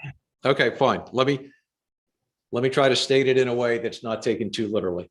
I understand there's an ordinance introduction. I understand at some point the budget does come back in front of the elected officials for them to say yes or no. That part is correct. I believe that's what you said earlier.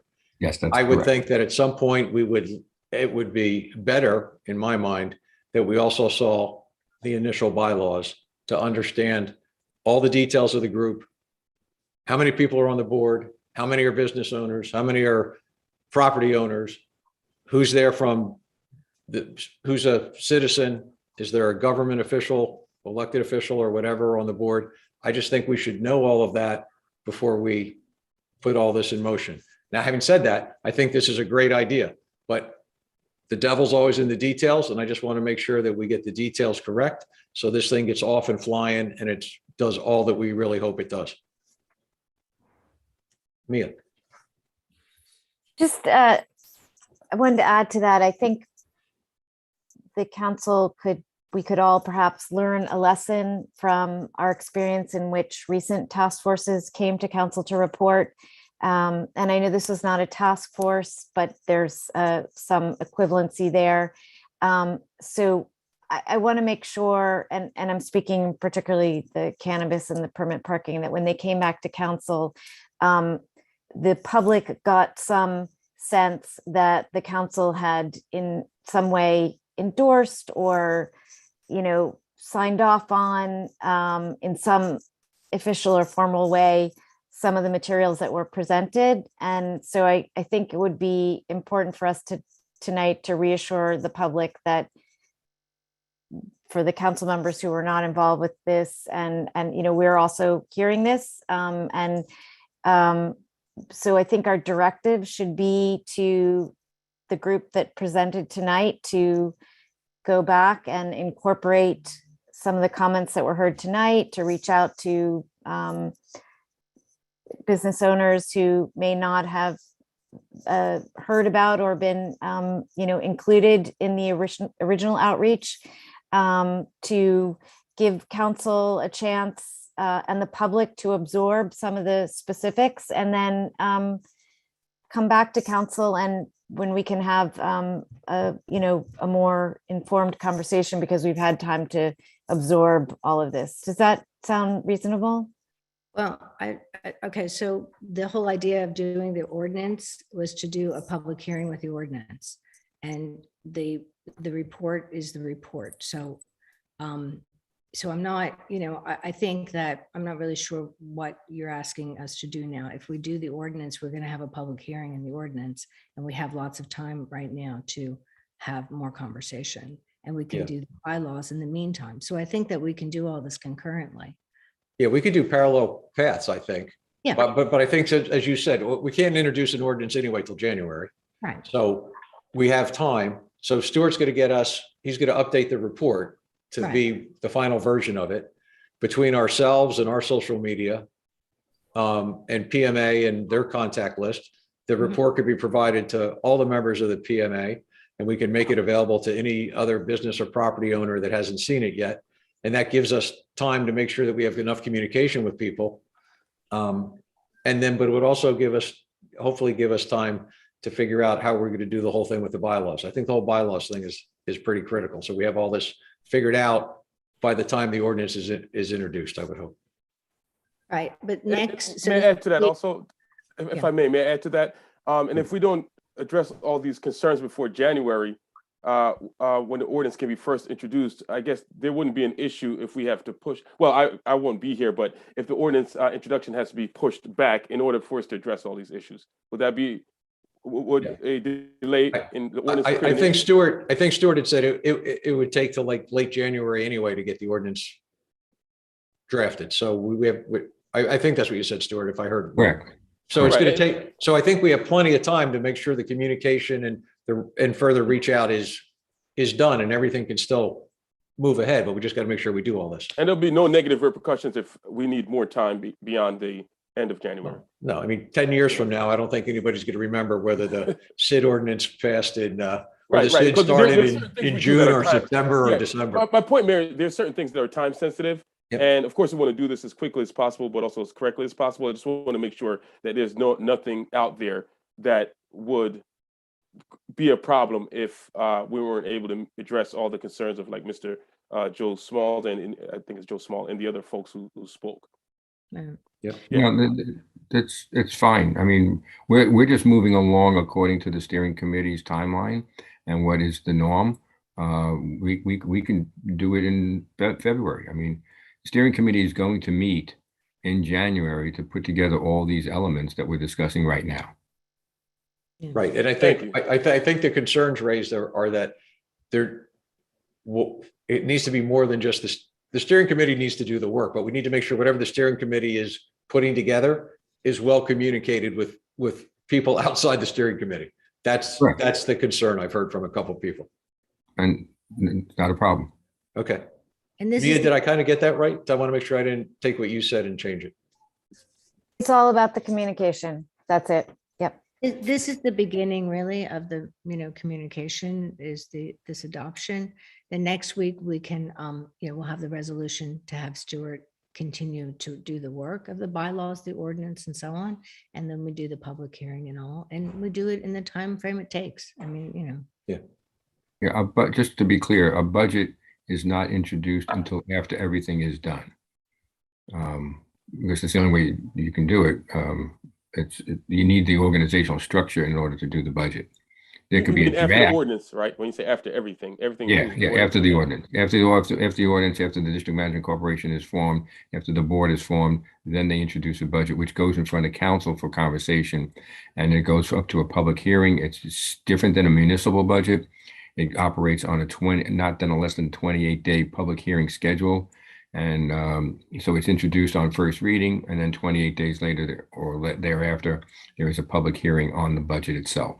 And in between that time frame, obviously there's conversations amongst the council members, the public, and whoever else. Okay, I would not to beat it. I'm sorry, Eve, go ahead.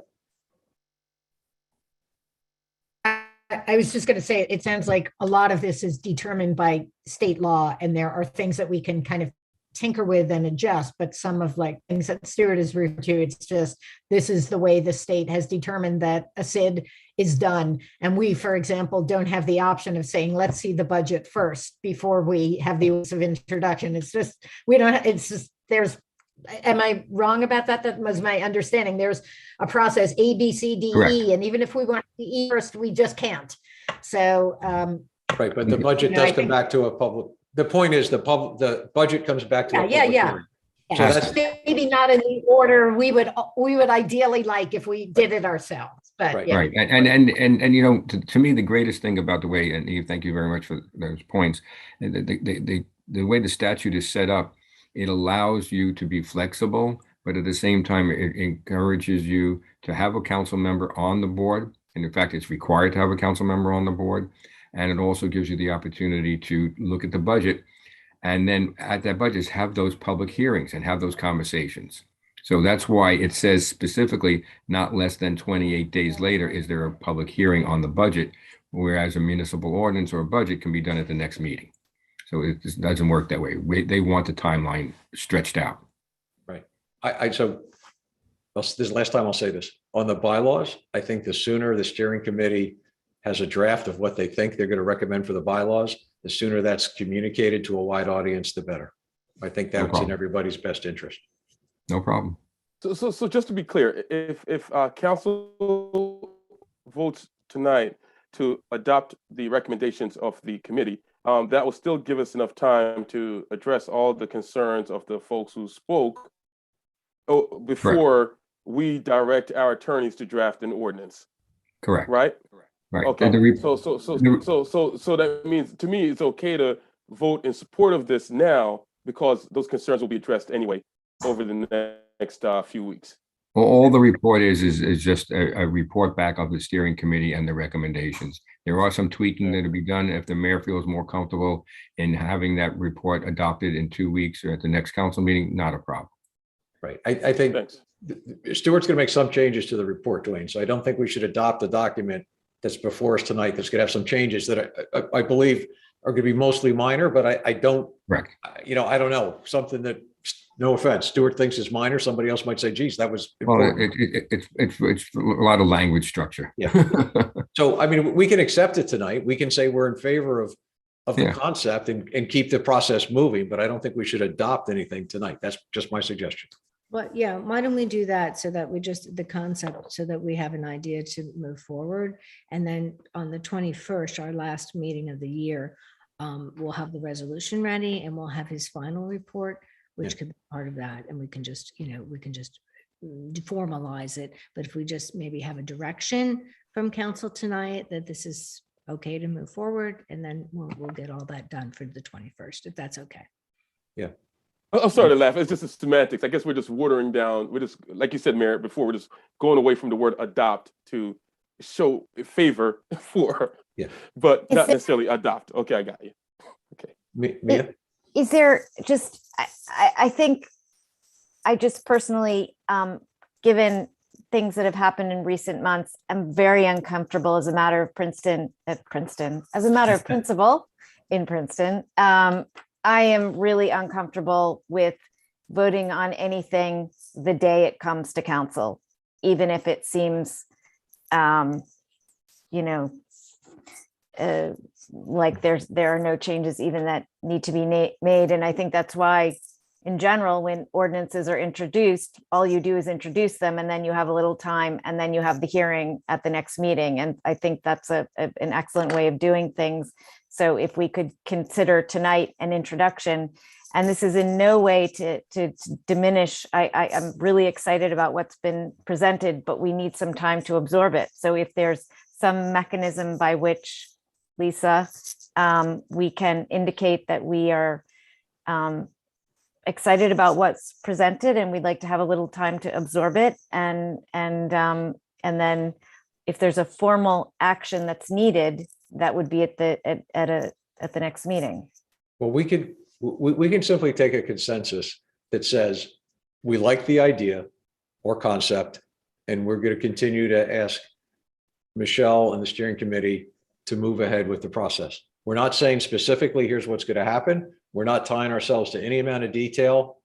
So I think that would be an easy way to bring this discussion to a close and let us move forward without tying our hands in any way, shape, or form. No problem. Informal, formal action. It's just a consensus. Let's have a consensus that we like the concept of the SID, and work needs to continue to bring it to a vote at a future date. So okay, well, one of you need to make that. I can't make that motion. I smile upon this notion. Perfect. All right, is there a second to Eve's smiling motion? Double smile. There we go. All in favor, please say aye. Aye. Aye. Okay, terrific. Thank you. Thank you, everybody involved in the discussion tonight. That was great. I mean, it's an important thing. And there's a lot to it. So it's good to spend the time. And may I also just add, thank you again to Michelle and all the work that you did in the steering committee. Yes. And any council member, if you have my email address, my phone number, please feel free to call me at any time and have continued conversations. Thank you. Thank you very much. Thanks again. Thank you. Thanks, Michelle. Everyone. Okay, so we're gonna, apologies to everyone from the public schools that have been waiting. But I guess the next item is the Princeton Public Schools Facilities Referendum Overview. Thank you, Mayor. Thank you, Mayor. Thank you, Council, for having us here tonight. We appreciate the invitation, and we understand, and we're very sympathetic with your packed agendas and realize you have a lot to cover. And so we're here just to be really brief, but we want to, I'm Beth Barrand. I'm President of the Board of Education. I'm here with Matt Bolden, our Business Administrator. And we just wanted to talk to you tonight and talk to the public a little bit about an upcoming facilities stewardship referendum that we are doing for the Princeton Public Schools.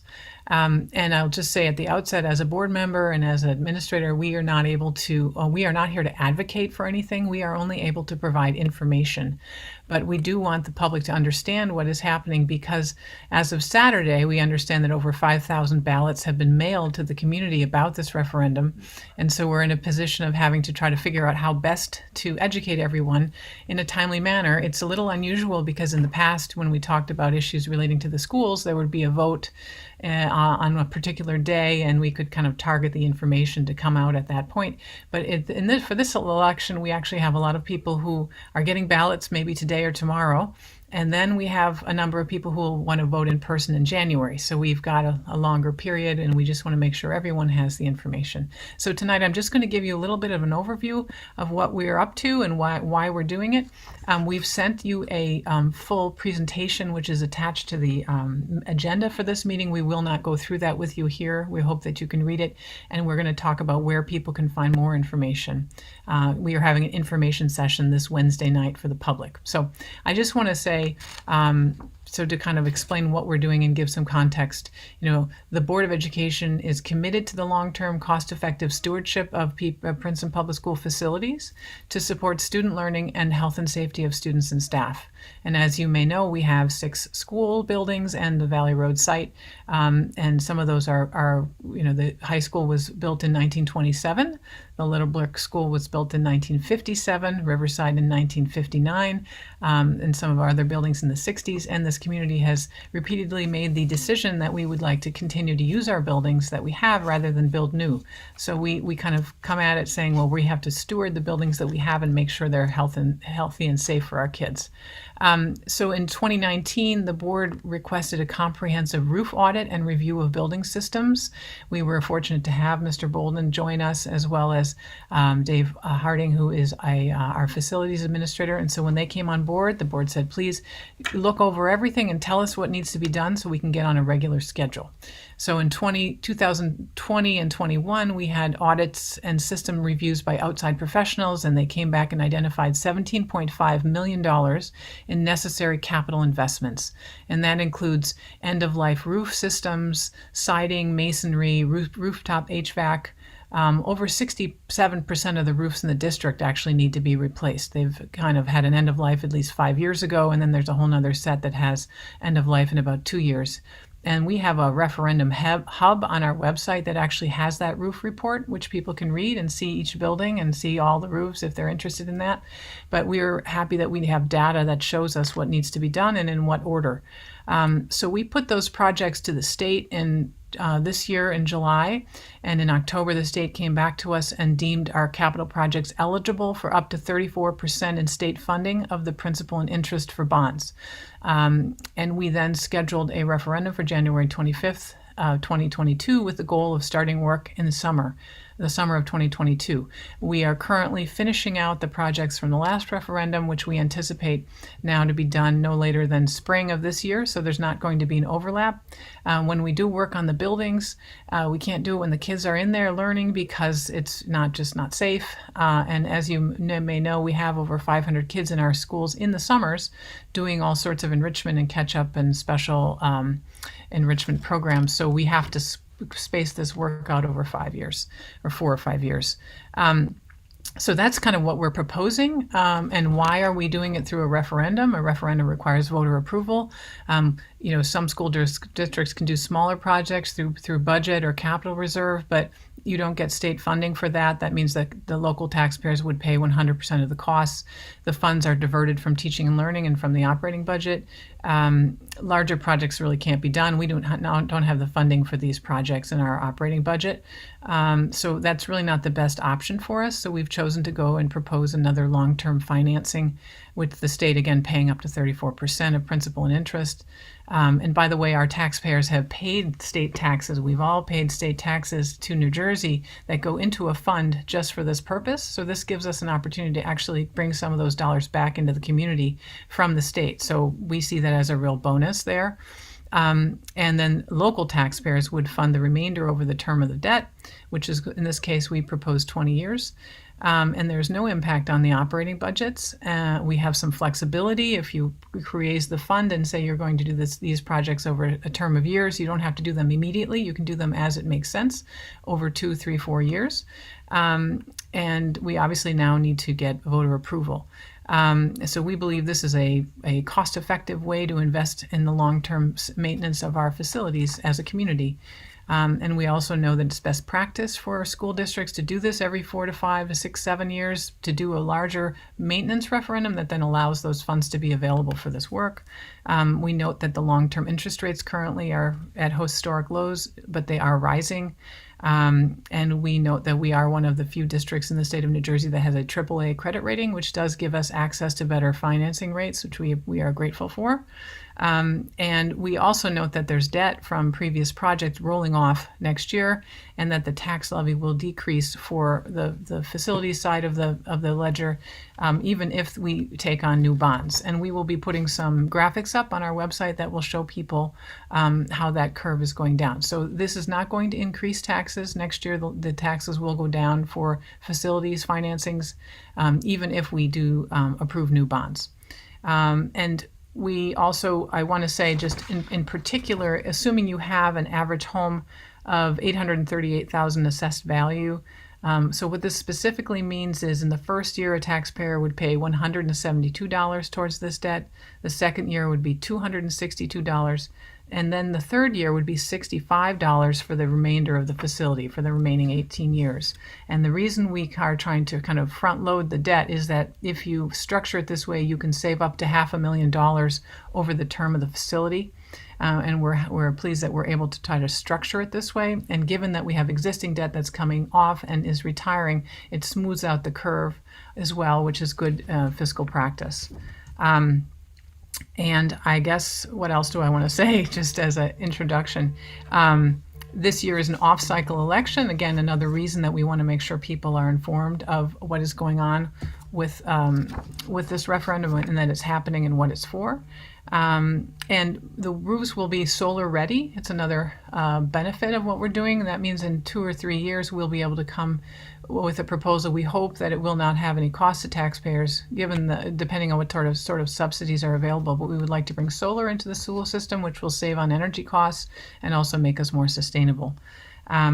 And there has been some question in the community about warranties, why aren't we doing this work using warranties? Well, the majority of these roofs are out of warranty, are at end of life, and the few that have maybe a year or two left in their estimated life, if we were to do warranty claims, we'd probably get pennies on the dollar at this point, because there's just not a lot left to them. So that just is not an option for us. It's an interesting idea, but it doesn't really work in this case. And we would like to show you, if we have time, a 2-minute quick film that explains all of this and then open it up to questions. Does that work, Matt? Are you able to show us that and share the screen? We'll share it now if the council. You'll recognize a voice here of someone that's very familiar to the council who helped us with this project, Fred Williams. So enjoy. Matt, if you could show it.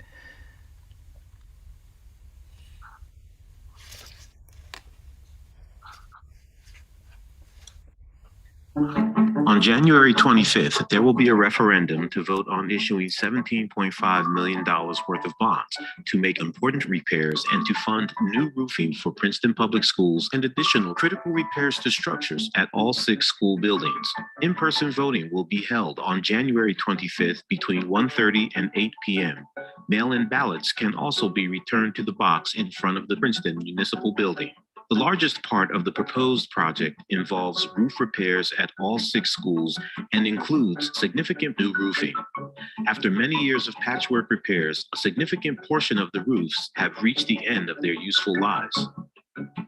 The proposed upgrades include roof improvements at all 6 schools, including new roofing in many areas, replacement of aging and outdated rooftop HVAC units at all 6 schools, skylight, gutters, and fascia repairs at Johnson Park School, new siding to address mold concerns at Littlebrook and Riverside schools, and repairing deteriorated masonry at Princeton High School.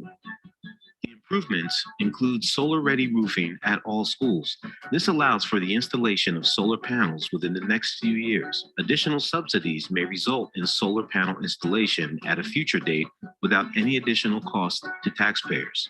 The state of New Jersey will subsidize up to 34 cents out of each dollar of principal and interest if the referendum is approved.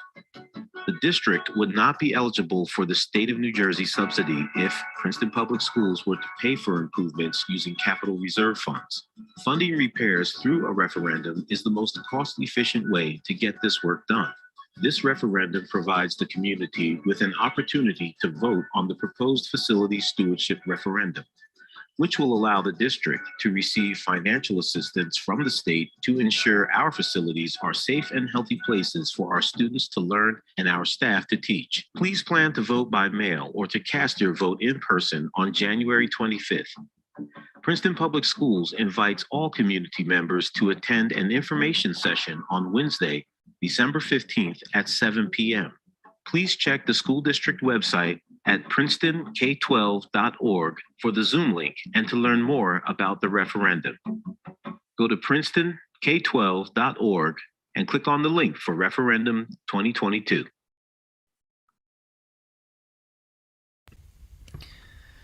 Thank you. I think Fred is more succinct than I am, so I hope that was informative. And if anyone has questions, we do have an info session this Wednesday we would like to let the public know about, and we will have another one, we think, on January 11th, just to talk about it again. But we really wanted to get the word out because those ballots are landing, and I think people may be a little surprised and not know what it is. So here we are, and we'd be happy to answer questions. Eve?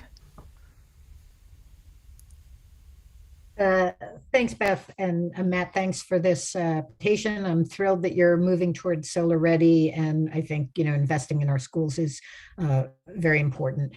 I have a question. So elections cost money. I'm wondering who covers the cost of this election, and why is it that it has to be a special election, that it couldn't be folded into the election we just had in November or into our primary election in June? I tried to find out who paid for this type of election, and my Google search skills are obviously not that good. So if you can sort of talk about that a little bit more, I'd appreciate it. Sure. Matt, do you want to take that? Yeah, there are 5 time periods during the year when school districts are allowed to have special elections. One referendum elections. One of them is the November general election. June is not a date.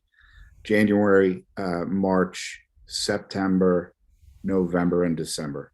The timing on this didn't work out. There's a lot of, as I think we all know, listening to presentations that you get before council, there's a whole lot of work that has to go before that we can put a vote for to the people. So the timing certainly didn't work out this time, but it is something we hear a lot, and it's something we could strive for in the future. So the taxpayers, it does get rolled into the cost of the referendum overall. Last time we paid just over $23,000 in 2018. That's more modest than I would have imagined to run an election in a community. So I'm glad to hear that it's not as outrageously expensive as I feared, but certainly, for the future, if we can use that money for something more productive than the cost of hiring poll workers. So just for the future, but I appreciate that answer. It's good to know. Yeah, we really had hoped we could kind of bundle it with another election. It would have been much more effective. But unfortunately, as I mentioned, we started the project in 2019, and we've been doing these audits and these reports, and we've been pushing, and our people can only do so many things at the same time, as you will well understand. And so here we are, and we really would like to get some work done next summer. And so in order to do that, we have to do it in January. Otherwise, we could have waited.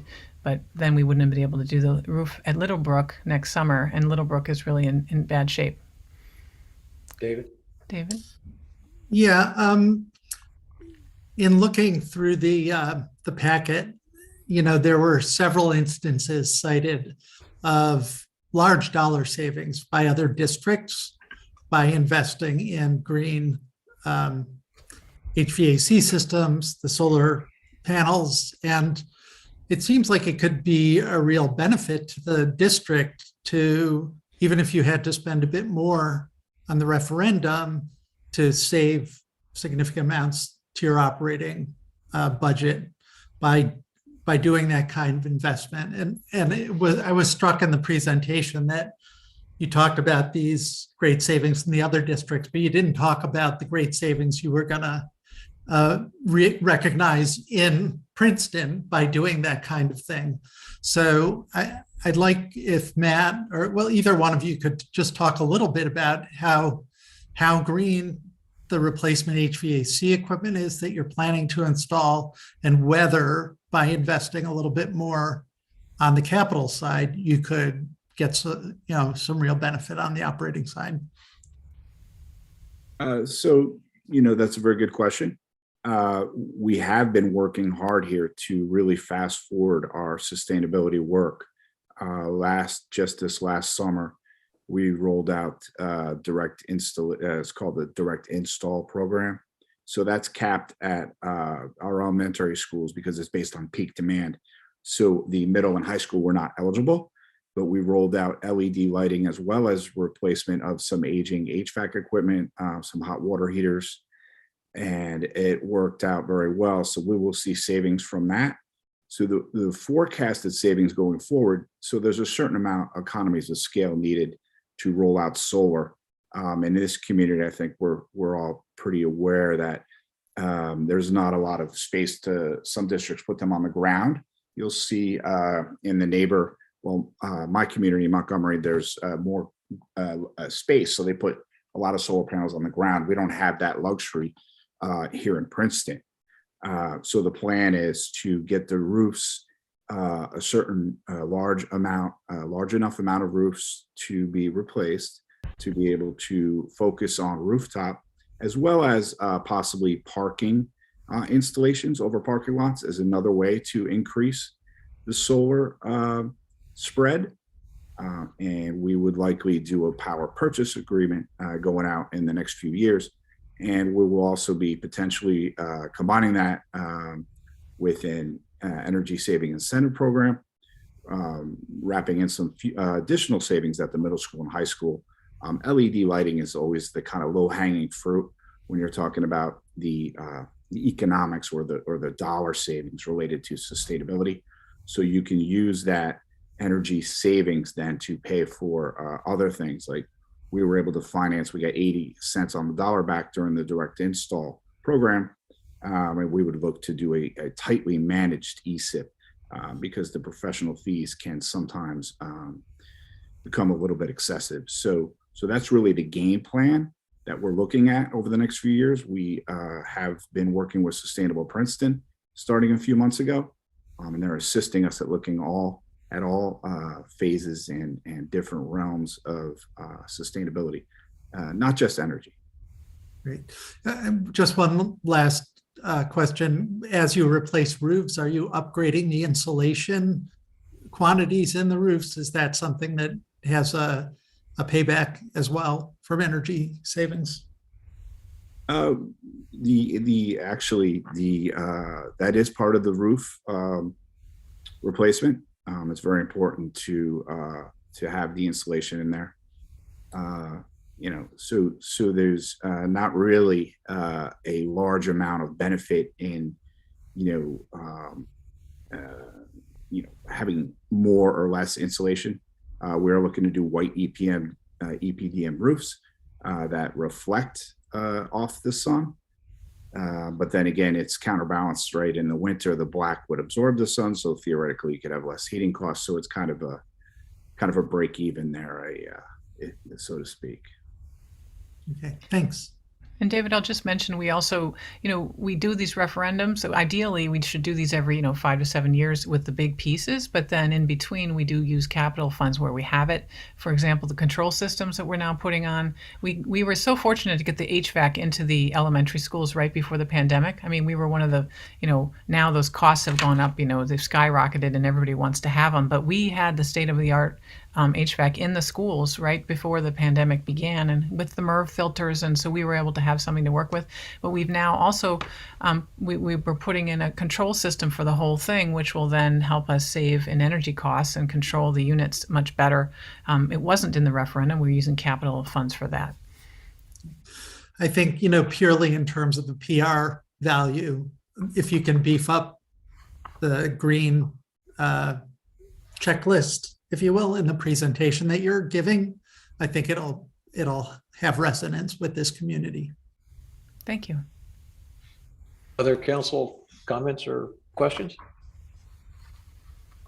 Mia. Yeah, I just wanted to say, since from a taxpayer perspective, I'm really pleased to see that the district is being proactive in some of these core maintenance issues, because we all know that deferred maintenance is much more expensive. And in particular with climate change, what we have seen in the school district are, increased issues related to mold and impacts on the children that are, it's really crucial to get ahead of those. And so I'm glad to see that addressed in this referendum. And I would really encourage all of our residents to go on the website and look and see what's happening. I know there was a time when the school board used to come every year to present the school budget. I think that was before the 2% cap was enacted.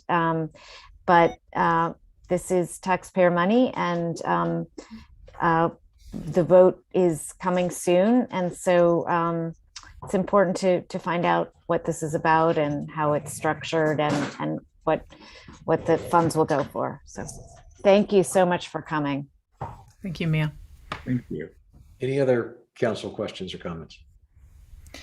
And we really do want people to understand that, these roofs are really done.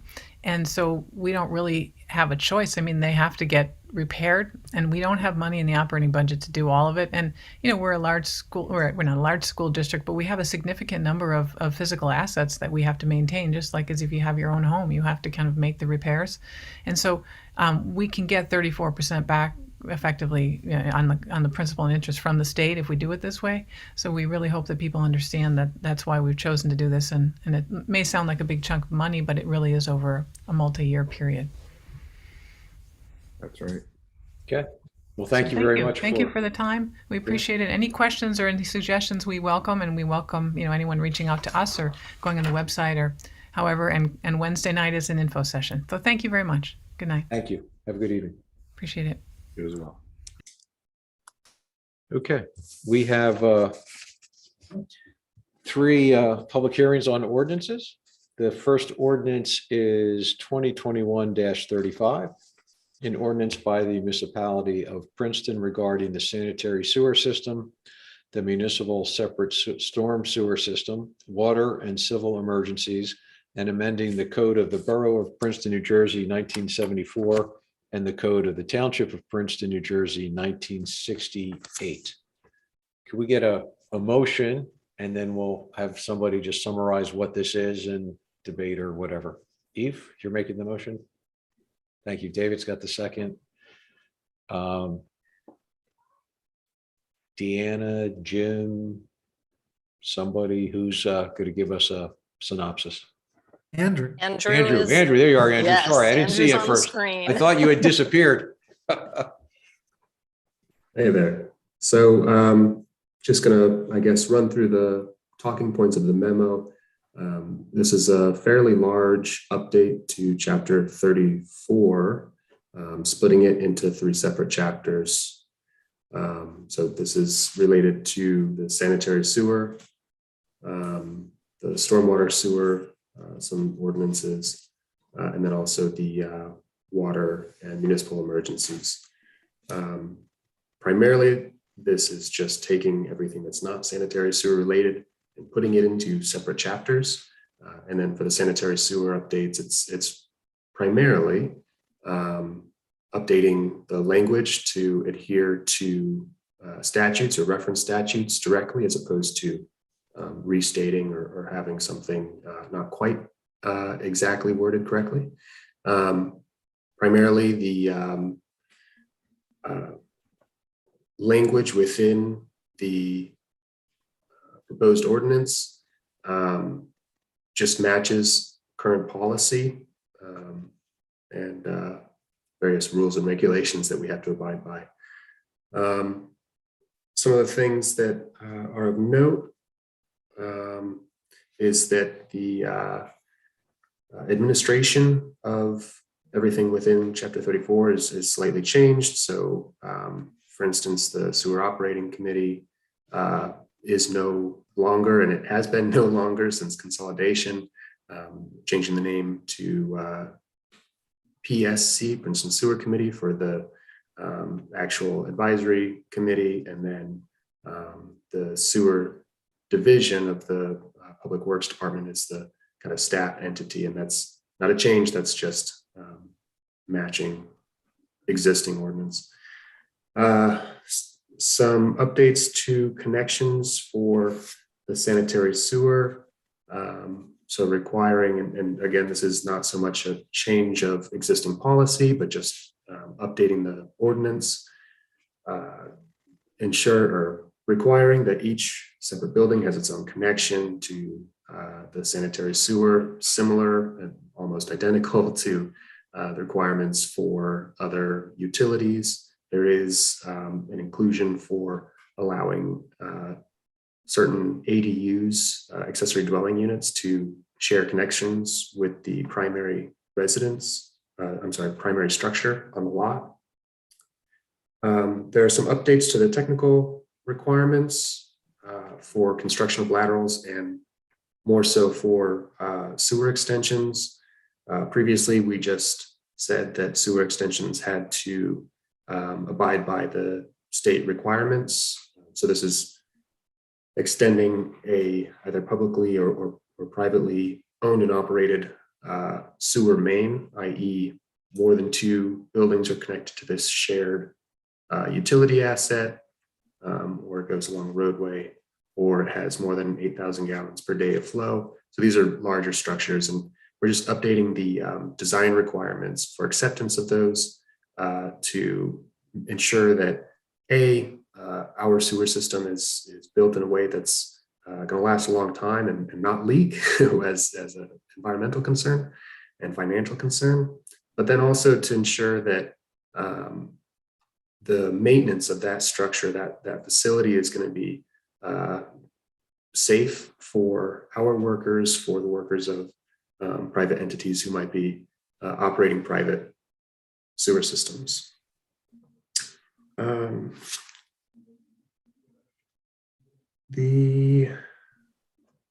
I guess those are the main talking points. I'm sure everyone has read this and has had fun with each individual spot. So I guess if Lisa wanted to add anything else that I left out that she thinks might be important, I'll hand this over to her. Thanks, Andrew.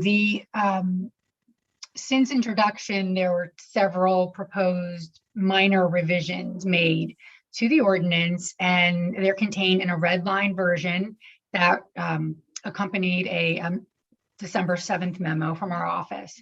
And we believe that those amendments, like I said, they're minor, they're not substantive changes that would require reintroduction of the ordinance. So we would just ask that if council is inclined to adopt the ordinance, that it does adopt those amendments as well. Okay, council questions, comments? David? Yeah, I just wanted to comment. I was really happy to see some of the design standards for the sanitary sewer extensions. I got sort of reluctantly dragged in by some constituents into a discussion about a sewer extension up on Autumn Hill. And if we would have had these design standards in the ordinance at the start of that process, these explicit design standards, it would have really made things a lot smoother and easier for the residents and for staff. So I want to give a big thumbs up for that. And then Lisa, I wonder if you want to talk momentarily about the civil emergency section, because I was really interested in the memo to see that that was something that had been removed and then put back in. So yeah, that was removed several years ago because there are state standards for civil emergencies. And the feeling was that we didn't want that to conflict with what was in the state statutes. But then COVID happened, and then we actually had some civil emergencies, and a lot of towns had these ordinances that the municipality didn't have anymore. So the idea was that we could really use something at the local level. Let's go back and introduce essentially that pre-existing provision regarding civil emergencies, because it provides for penalties in the event that there are civil emergencies, and it's just another tool that the municipality can utilize in the event that it's necessary. So it's kind of an odd procedural history, but we really faced it about a year ago, and we had talked to the prior chief about it, and so that was the idea. And so it's been sort of waiting until the appropriate time. So that's why it waited so long, but it fits in this ordinance. Because of the water emergency provision, the water emergency provision is currently a part of Chapter 34. So if we were moving that out, it made sense to move back in the civil emergency provisions. David, was that it for you? Yes, thank you. Sure. Eve? I just want to thank Andrew and Deanna and Lisa for their many, many, many hours of work, of which I was present for only a small section, but they all took the time to answer all of my questions and hear all of my input as liaison to Sewer Operating Committee, or now, what is the new name, Andrew? Sewer Committee? Just take out the operating? Yeah. Okay. Yeah, PSC, Princeton. I'm still going to continue. I'm still going to continue to refer to it as SOC, and well, eventually. I think this is really an important update, long awaited, and Andrew's contribution as a sewer engineer over the last couple of years has really been tremendous. So thank you, Andrew. Thank you, Deanna, for recognizing talent and hiring talent and supporting this work, which I think is very important and will save the municipality a lot of time and heartache probably in the future, not to mention money. So thank you all for working on it. Thank you, Eve. Any other council comments or questions? All right, if not, let's see if there's any public comment or questions. Anyone from the public have a question or comment on this ordinance before we vote on it? All right, I don't see any hands up, so we'll close that portion. It's been moved and seconded, so we could have a roll call vote, please. Perone Lambros, Yes. Sneedergang, Yes. Mr. Cohen, Yes. Ms. Fraga, Yes. Mr. Williamson, Yes. Ms. Sachs. Yes. Okay, thank you. Next up, ordinance 2021-36. An ordinance by the municipality of Princeton establishing a stop intersection at Witherspoon and Spring Streets and lane use reservations on Palmer Square West, updating left-hand turn prohibitions on Chambers Street, and amending the code of the Borough of Princeton, New Jersey, 1974. Is there a motion? Thank you, David. Is there a second? Thank you, Leticia. Okay, it's been moved and seconded. Council questions, comments on this?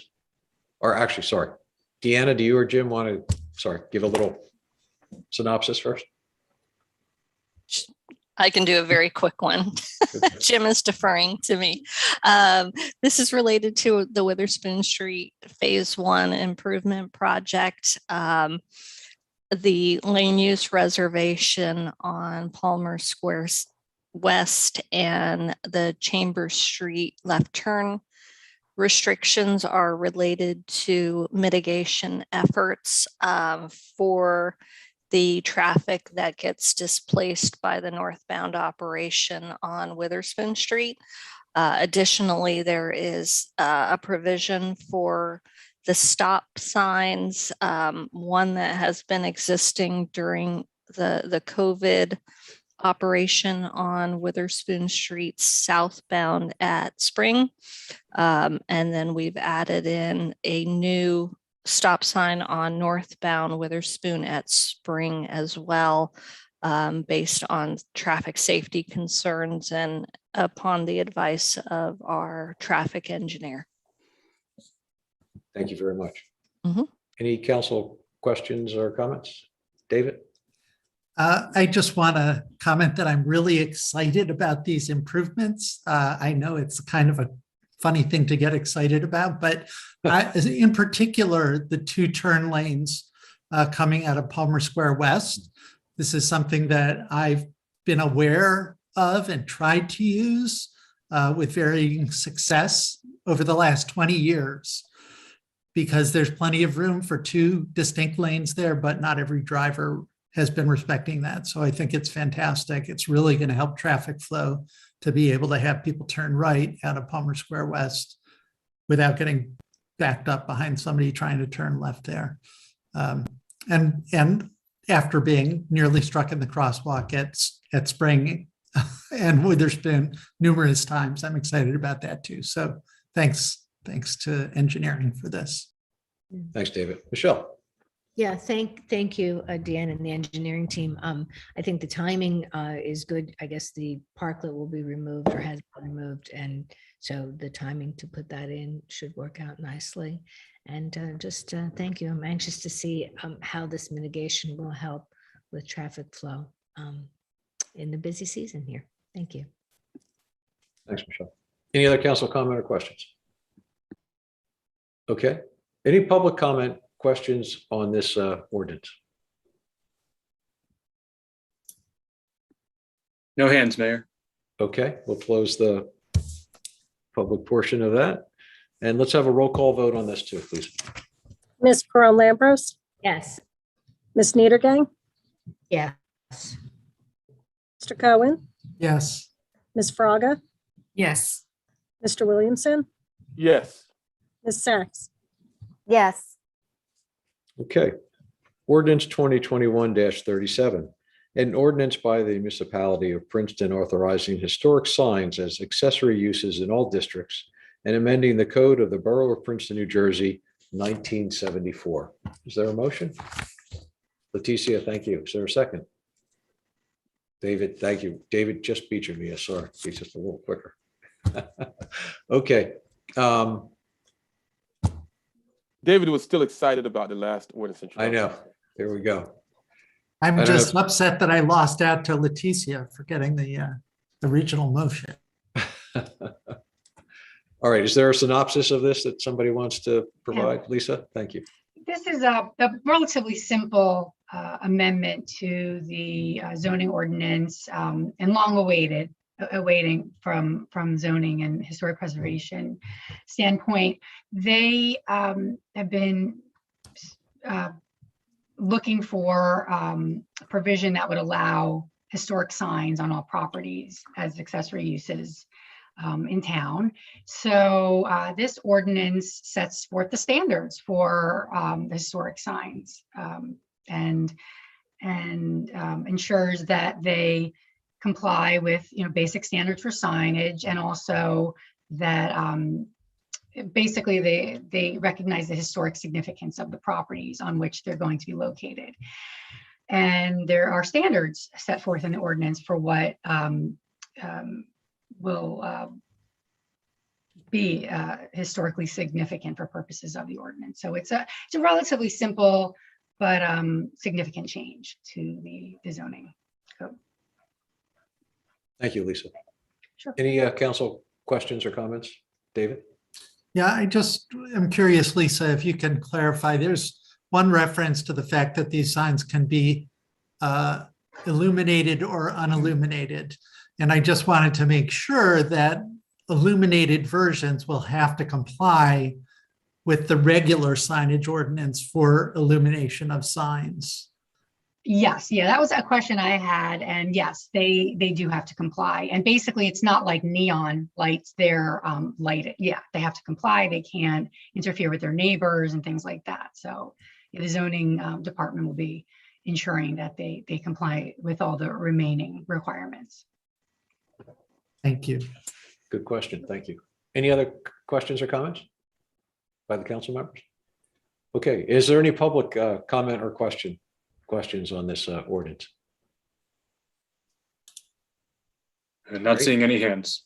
Okay, Adam, thank you. All right, let's have a roll call vote on this, please.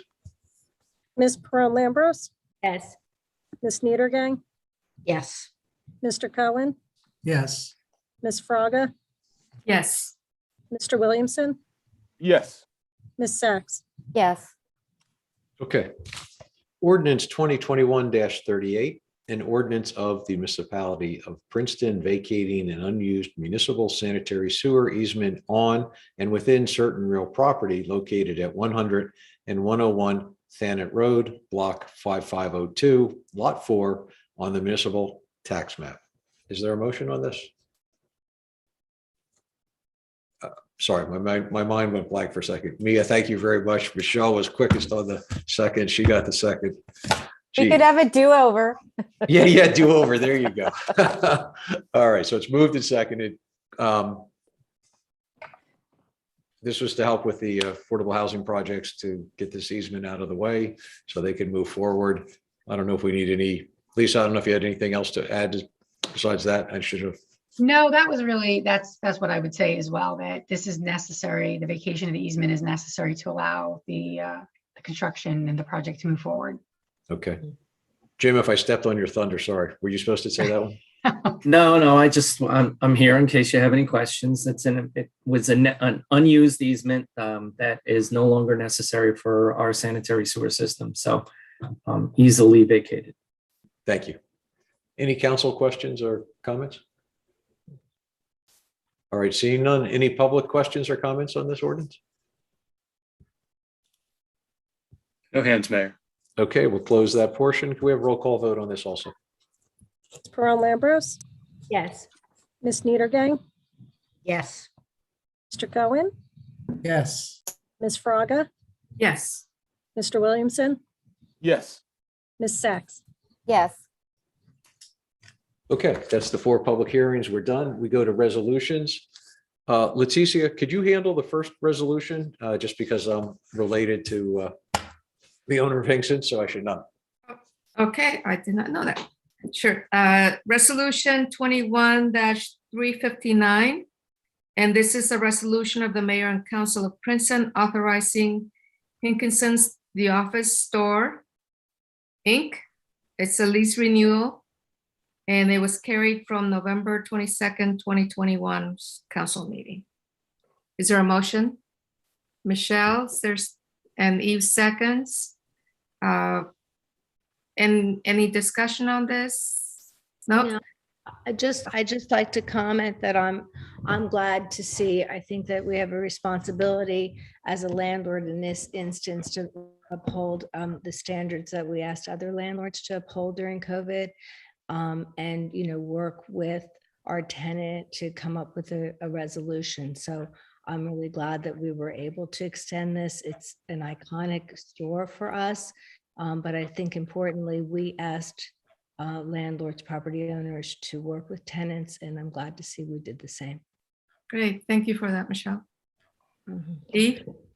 I just want to, I think maybe everybody understand by work with tenants, meaning that we lowered the rent essentially so that they could stay, and with Michelle, this was something we were asking other landlords to do because of the pandemic. And as was said, this is an iconic store that's been there for a long time.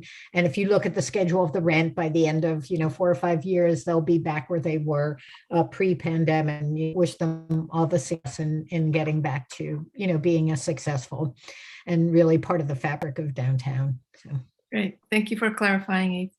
So Thank you, this Eve. so all in favor? Aye. Aye.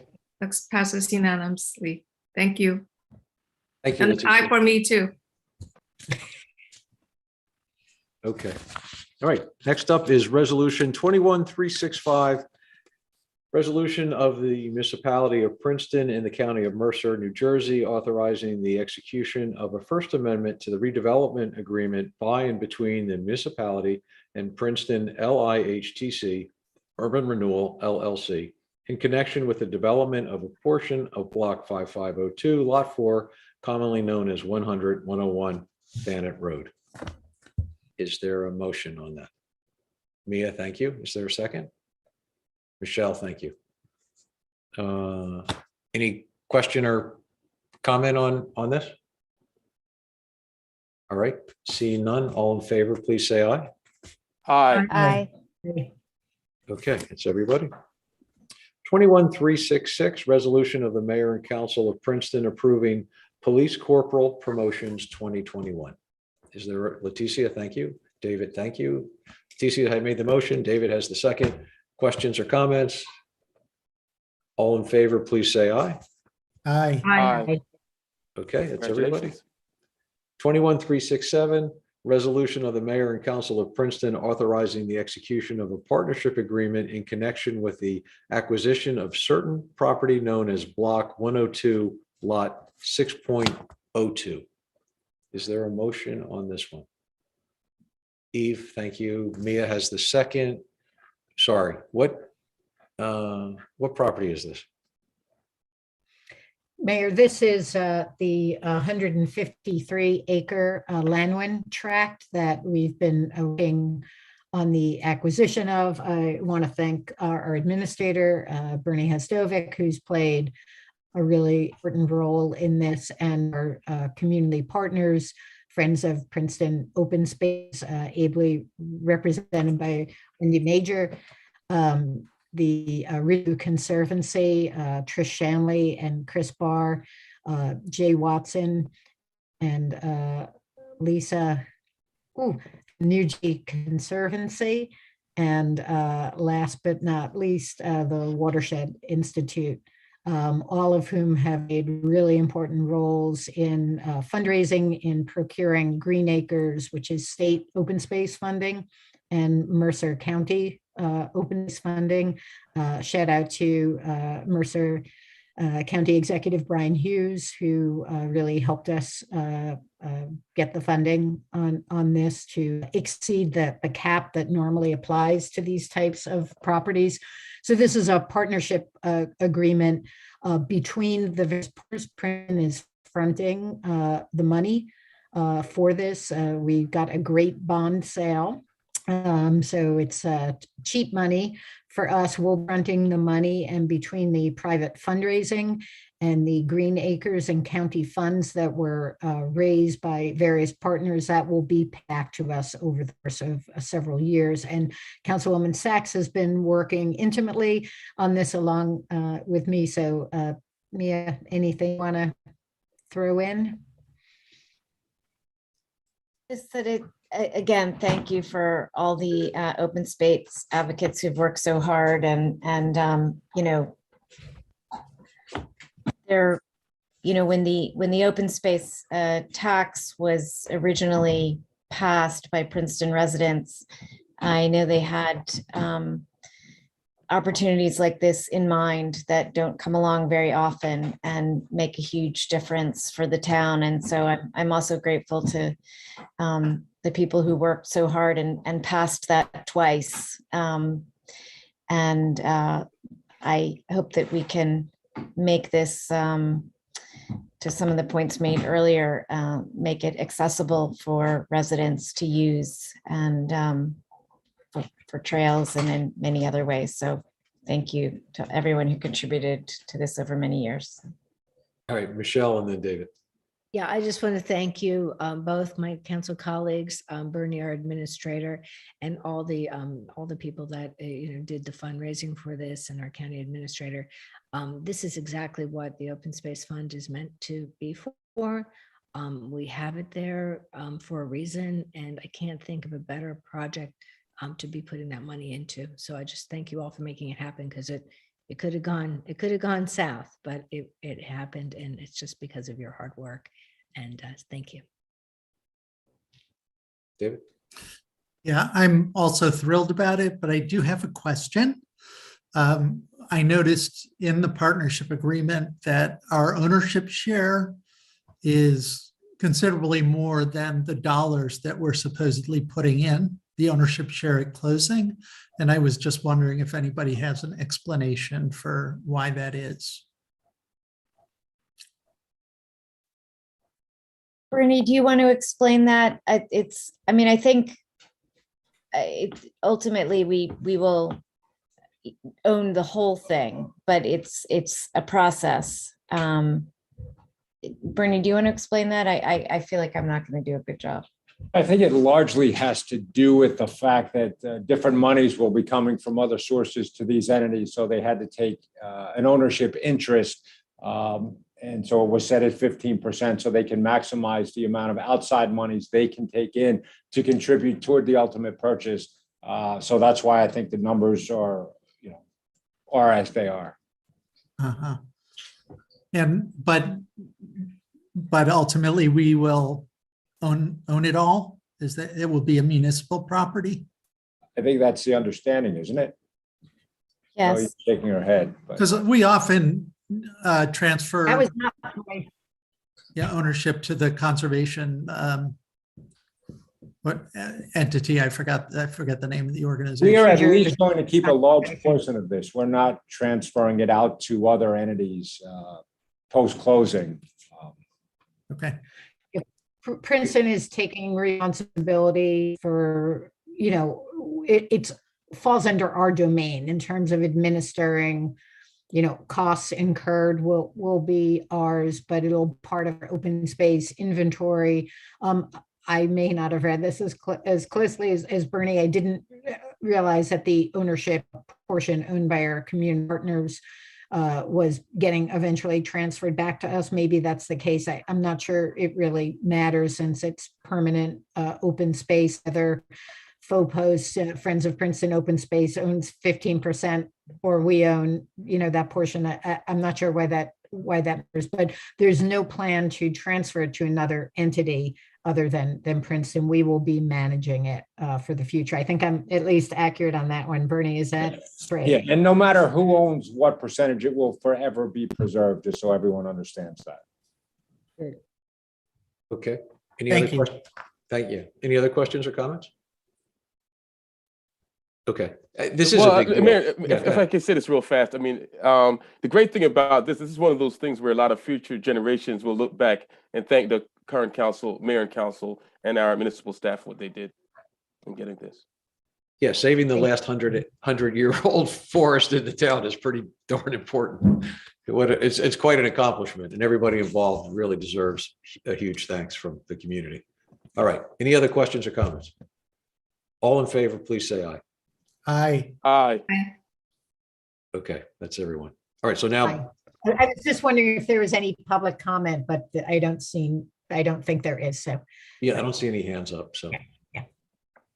Okay, so to go hand in hand with that is 21-368, resolution of the mayor and council of Princeton authorizing the execution of a project agreement with Mercer County concerning funding for the acquisition of certain property known as Block 102, Lot 6.02.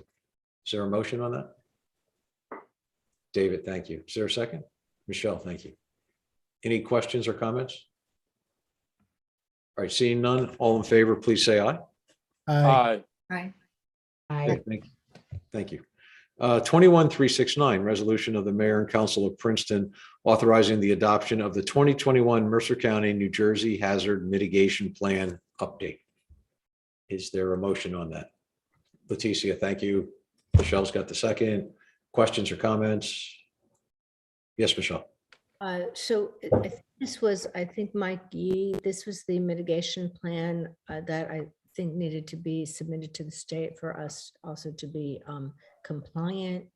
And if there are any funds available for some of the grant funding next year, we needed to have this submitted. So I just wanted to thank him for getting it done. I didn't know if he had any comments or if Bernie had any further comments about it, but Mike is actually in the audience and we can, Adam, could you bring Mike Yeh in and we'll let him? thank you. Yes, no problem. Would you like him as a panelist? Yeah, sure. That'd be great. Okay, he should be coming over now. Okay, thank you.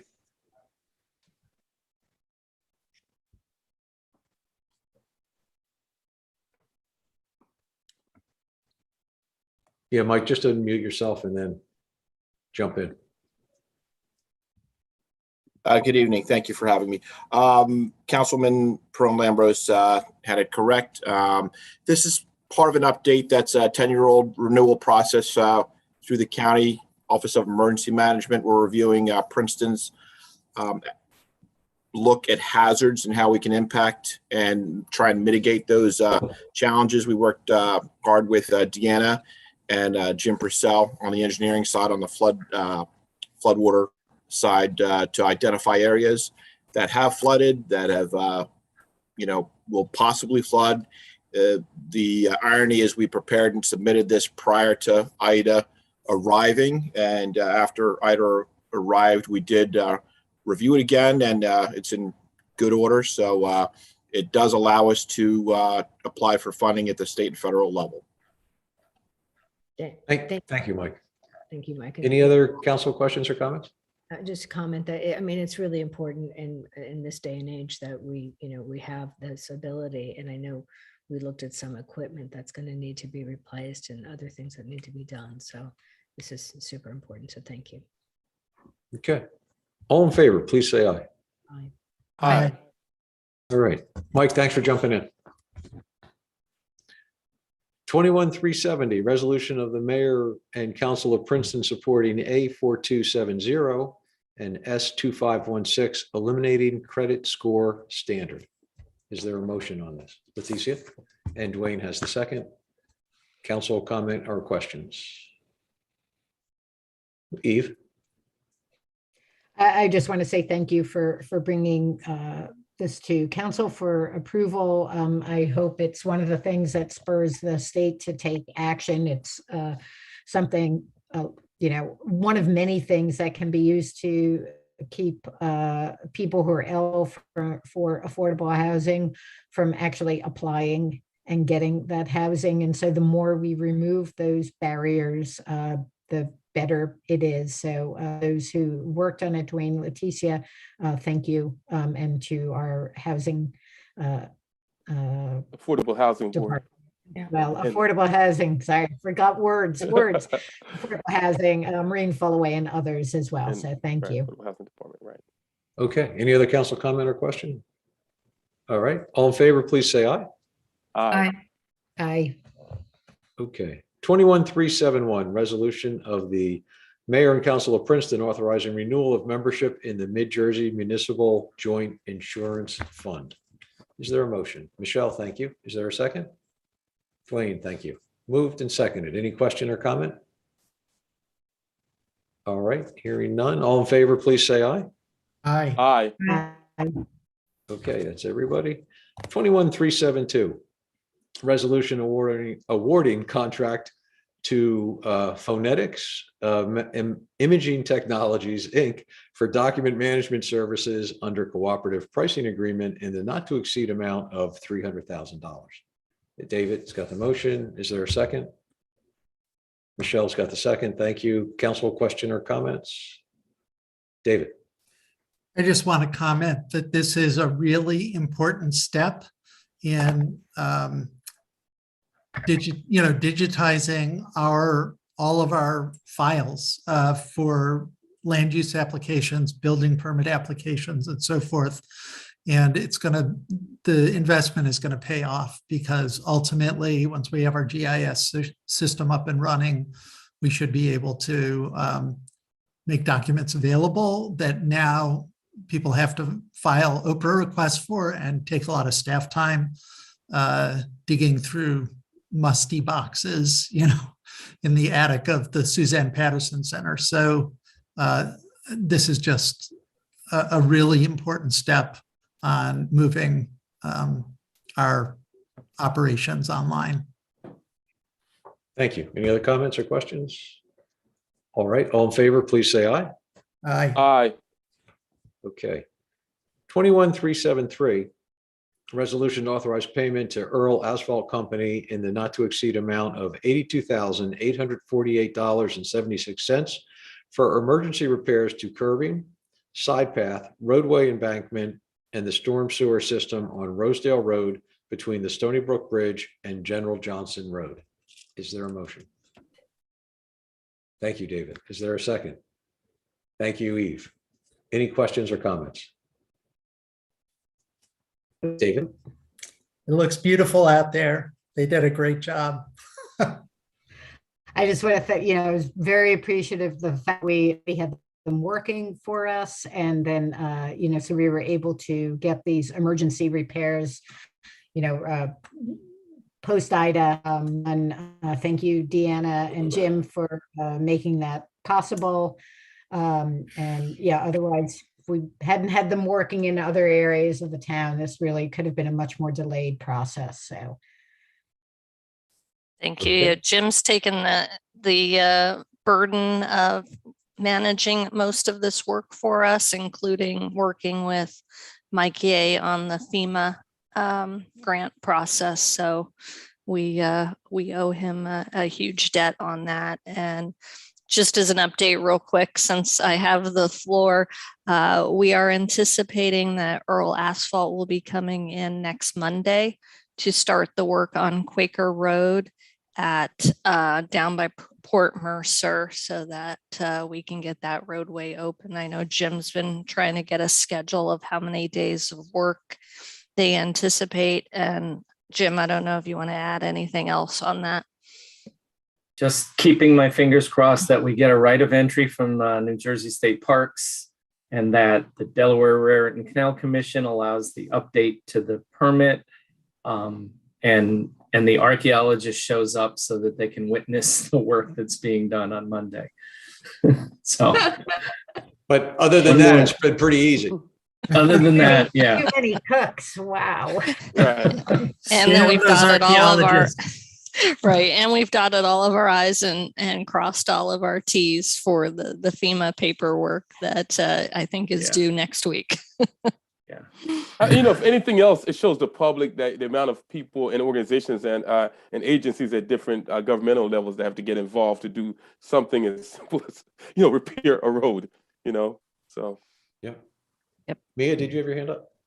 I just want to say we owe Jim a huge debt of gratitude for huge numbers of things, especially in recent months. He's been doing multiple jobs and two major jobs, two full-time jobs simultaneously, land use engineer and assistant engineer. And at some point, I'm going to say this at the beginning of the meeting when there are more people present, but thank you, Jim, for putting up with us and for putting up with our residents and for getting everything done and not complaining and seemingly never sleeping and always doing it cheerfully. And yeah, stop. Really, and I love embarrassing you here in public, but thank you so much for and Dana, thank you as well. I sometimes feel like the public has no idea how much our staff do, which is just monumental every day. So thank you. Well, when you enjoy what you're doing, it's not really work. So amen. Okay. Be careful, Jim. Please be careful what you say. He didn't say he enjoyed his work. No, yeah. Okay. All in favor, please say aye. Aye. Aye. All right. Thank you. 21374, resolution of the mayor and council of Princeton authorizing shared services partnership agreement with Mercer County Department of Human Services Office on Addiction Services with Corner House for a bilingual clinician in the amount of $65,000. Is there a motion? Dwayne, thank you. Leticia's got the second. Questions or comments? I do have a question. Sorry, Eve. Did I go out of turn? No, you're good. Go ahead. Okay, I do have a question. And Dwayne, I don't know if you have the answer. I was wondering if this clinician is someone that's already on staff or that Corner House is going to be hiring.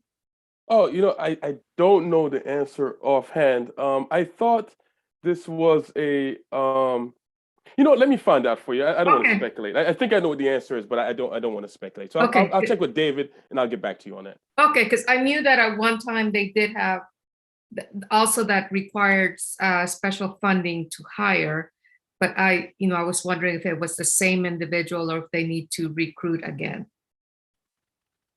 So that was I'll find out for you. Thank you.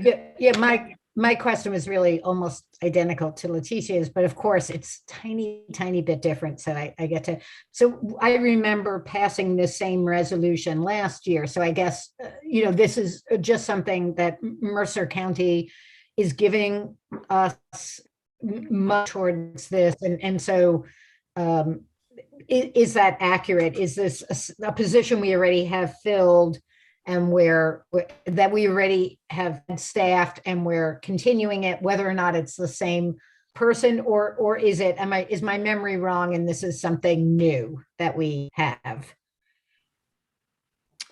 I don't know if Bernie has the answer for that. I don't know if David is around that can answer that. Well, if in the agenda package on page 364 or 365, sorry, it says hiring and maintaining an identified clinical bilingual staff. The grant is for this year with an option to extend for an additional year. So that doesn't really make it real clear. Yeah, I'm almost positive we got, we got this money last year, the same amount. And that's what I'm just curious. Is this just a continuing position or something new? And and then Leticia's question about whether it's a new staff person continuing, but I think it's continuing. I just don't want to answer if I'm not 100% positive. Yeah. I just presumed it was continuing, but it is a presumption, and that's why I'll check with David Erickson. We'll find out, but I think I think that's right.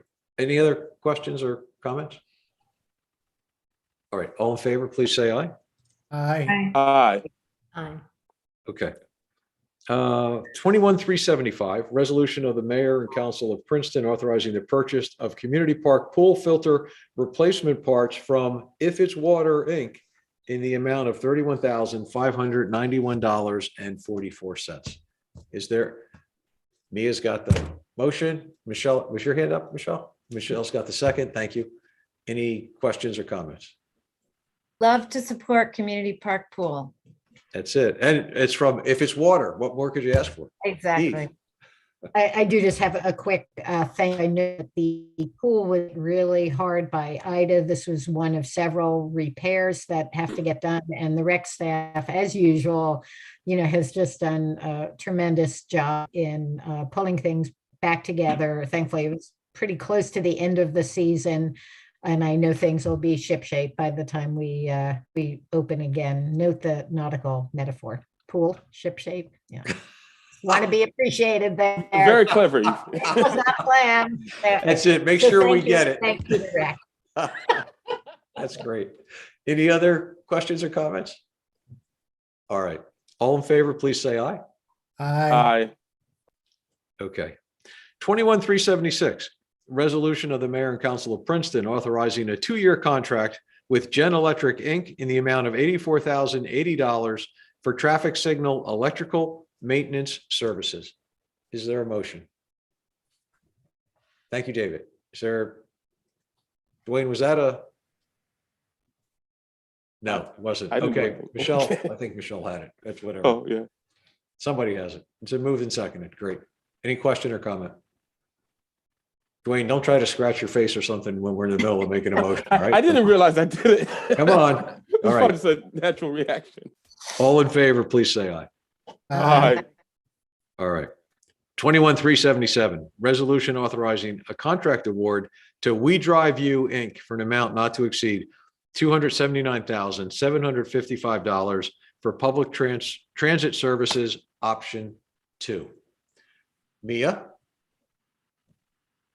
Are you just making the motion or did you want to say something also? Sorry, no, I couldn't remember what the appropriate affirmative gesture or word was, but I support. Getting late. Right. I didn't know. I've got that you were making the motion, but I don't know if you wanted to say No. something also. All No, right. no, just making the motion. Okay. Michelle, I think has the second. Questions or comments? Michelle? I do have some questions, and first comment is thank you for putting this together. I'm real excited to see this come up, and I know it's been a lot of work. I think that this is going to be terrific. I do have some questions. I was in contact with Jim, and Jim, maybe you want to give us just a little bit of background. What I didn't see in the contract, but I think it was in the bid, and I guess it should be included also in the contract, is just a little bit more definition about, I think it was a 70-minute max route. So I guess that's however many buses they have to do. I mean, I'm not sure exactly how that works, but Yes, and then there is a provision in this. Sorry, Okay. there's a provision in the scope of services that states that they have to, and over the next couple of weeks, we'll be working with them to develop a route to make it the most efficient route to stay below the 70 minutes. And the next section of the scope of services says that they have to provide as many vehicles as necessary in order to do that. So over the next couple of weeks, we'll be working with them. My first task tomorrow is to actually issue a change order so that we have uninterrupted service. They're going to continue the current route for the next 2 weeks until until we develop the new route and pick up Griggs Farm and Poor Farm Road. The Princeton Senior Resource Center operation at Poor Farm Road is going to be included. That was what option 2 was about, was extending the route out to those 2 facilities and then coming back to the municipal building. So we added 3 more stops in between option 1 and option 2. And it was only a few $1,000s extra. So we're recommending option 2. Absolutely. It's a no-brainer. That's excellent. I think. And so in terms of the capacity of the buses themselves, will they ramp up the capacity, or is there a maximum capacity of the size of the buses? I believe the scope of services gave it, Deanna, do you remember off the top of your head? Because I don't have it right in front of me. I think we worked with a minimum size of the bus and the capacity, and we did not limit the maximum. Okay, good, because then if I think it was a minimum number of seats of 12 plus two seats for wheelchair passengers. Yeah, okay, I saw that. I just wanted to make sure that was all included in what we. They've been wonderful to work with over the last few months. I think I think it'll be a good partnership. Yeah, that's what I understand, and that's wonderful. And I just want to make sure I ask all my questions. And then, do we have any provision to add stops as the year goes on, or are we kind of locking it? We have not built that into the contract. Okay, all right. And then, is there any provision for branding it? Are we going to call it? We've allocated in the contract bid is a $15,000 line item for branding the bus, for either wrapping it or painting it or doing whatever. And I think that's up to the community to make that decision. We haven't determined exactly what the name of the bus service will be yet, nor have we determined how we want to label it. Okay. Right now, it's just decals with the Princeton logo. I mean, I think that's important in terms of, increasing readership and making it something more accessible across the board. So, it's something to consider, but this is a wonderful first step, and I just commend you all for doing it, and Councilwoman Sachs for your leadership on it. Thank you. Yeah, she pushed me hard. I'm being so nice tonight. I just want to say that it was a difficult decision about whether to try to build in more stops into this, but as you know, the time frame was very short, and we're actually building back the ridership now from the COVID period, and we don't know where things will go with the pandemic in this year. And so we, didn't want to be spending money on additional bells and whistles that won't be fully utilized. And so we want to, and adding Griggs Farm was, has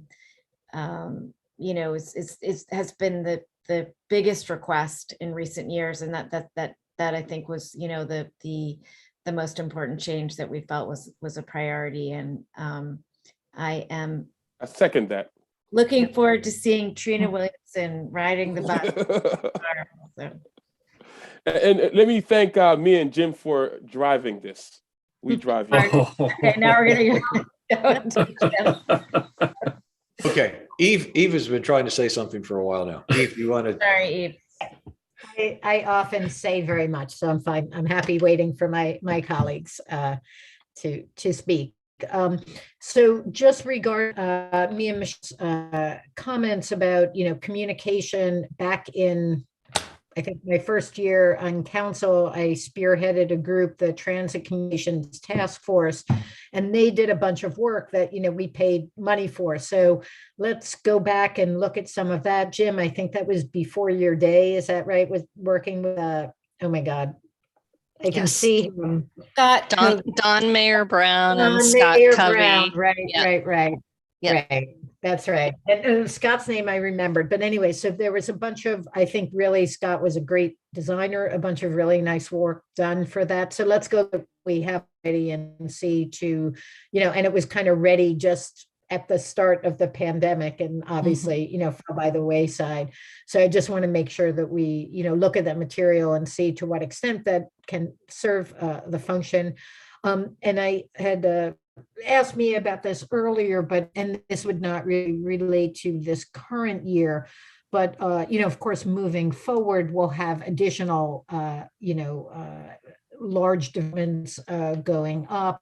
The Pearl senior housing at Thanet will have the affordable housing at the old Save site, whatever we're calling now, other than the old Save site, but among others. So I assume that as we move forward, we'll be, integrating those new stops into system, and whether that, requires us to move from one to two buses, of course, to maintain a reasonable route will be an important and, potentially financial demanding issue. And I just want to say, having been on the liaison to public transit at a time when the Mars, as the old freebies were known, were dying and out of service, that I think it's a great idea to not, at this point in time, purchase a vehicle and to have that, that onus be on someone else. So I assume that if there's no plan, what are the vision? There's no plan. This is a totally different model. There's no plan. No. What I'm asking is what happens if this bus extends, like we have a bus with our decals on it. What happens if, I don't know anything about cars, so I'm not going to embarrass myself by talking about carburetors or other things that not stop functioning. But what happens if, not a flat tire that can be fixed in an hour, but there is something that requires major amount of work? What's our provision for having We've built in a requirement that they must have another bus on standby and in service within 15 minutes of a breakdown. And we've actually stated that they have to show that they've got 4 buses available. So that's in the contract. That is terrific, because that was something that just over and over again, the Marvin is out, Marvin 1 is out, Marvin 2 barely functions. And so the service was really unreliable, despite our best intentions. So I really commend you that that's going to be a much more reliable service for our residents. So thank you. And given that they run Tiger Transit, they'll have vehicles available. So we don't anticipate problems. Like we've had a couple this past few months that. And I just want to say that even though Scott Covey has moved away, who worked on all that branding, he has generously offered to continue to be involved in any ongoing continuation of the branding that started, which is really cool. It was beautiful work. I mean, he really had, a great eye. I thought he did a great job. So I'm glad to hear that. All right, any other questions or comments? All right, all in favor, say aye. Aye. Aye. Okay. 21-378, resolution of the mayor and council of Princeton authorizing a final change order to JC Contracting, Inc. for the Safe Routes to School project entitled Pedestrian Upgrades to Harrison Street Intersections, Federal Project TAP 2239, paren 300, to reduce the final contract amount by $81,422.28 for a final contract amount of $658,918.67, extending the contract period by 178 days and releasing the performance bond. Eve, thank you. Is there a second?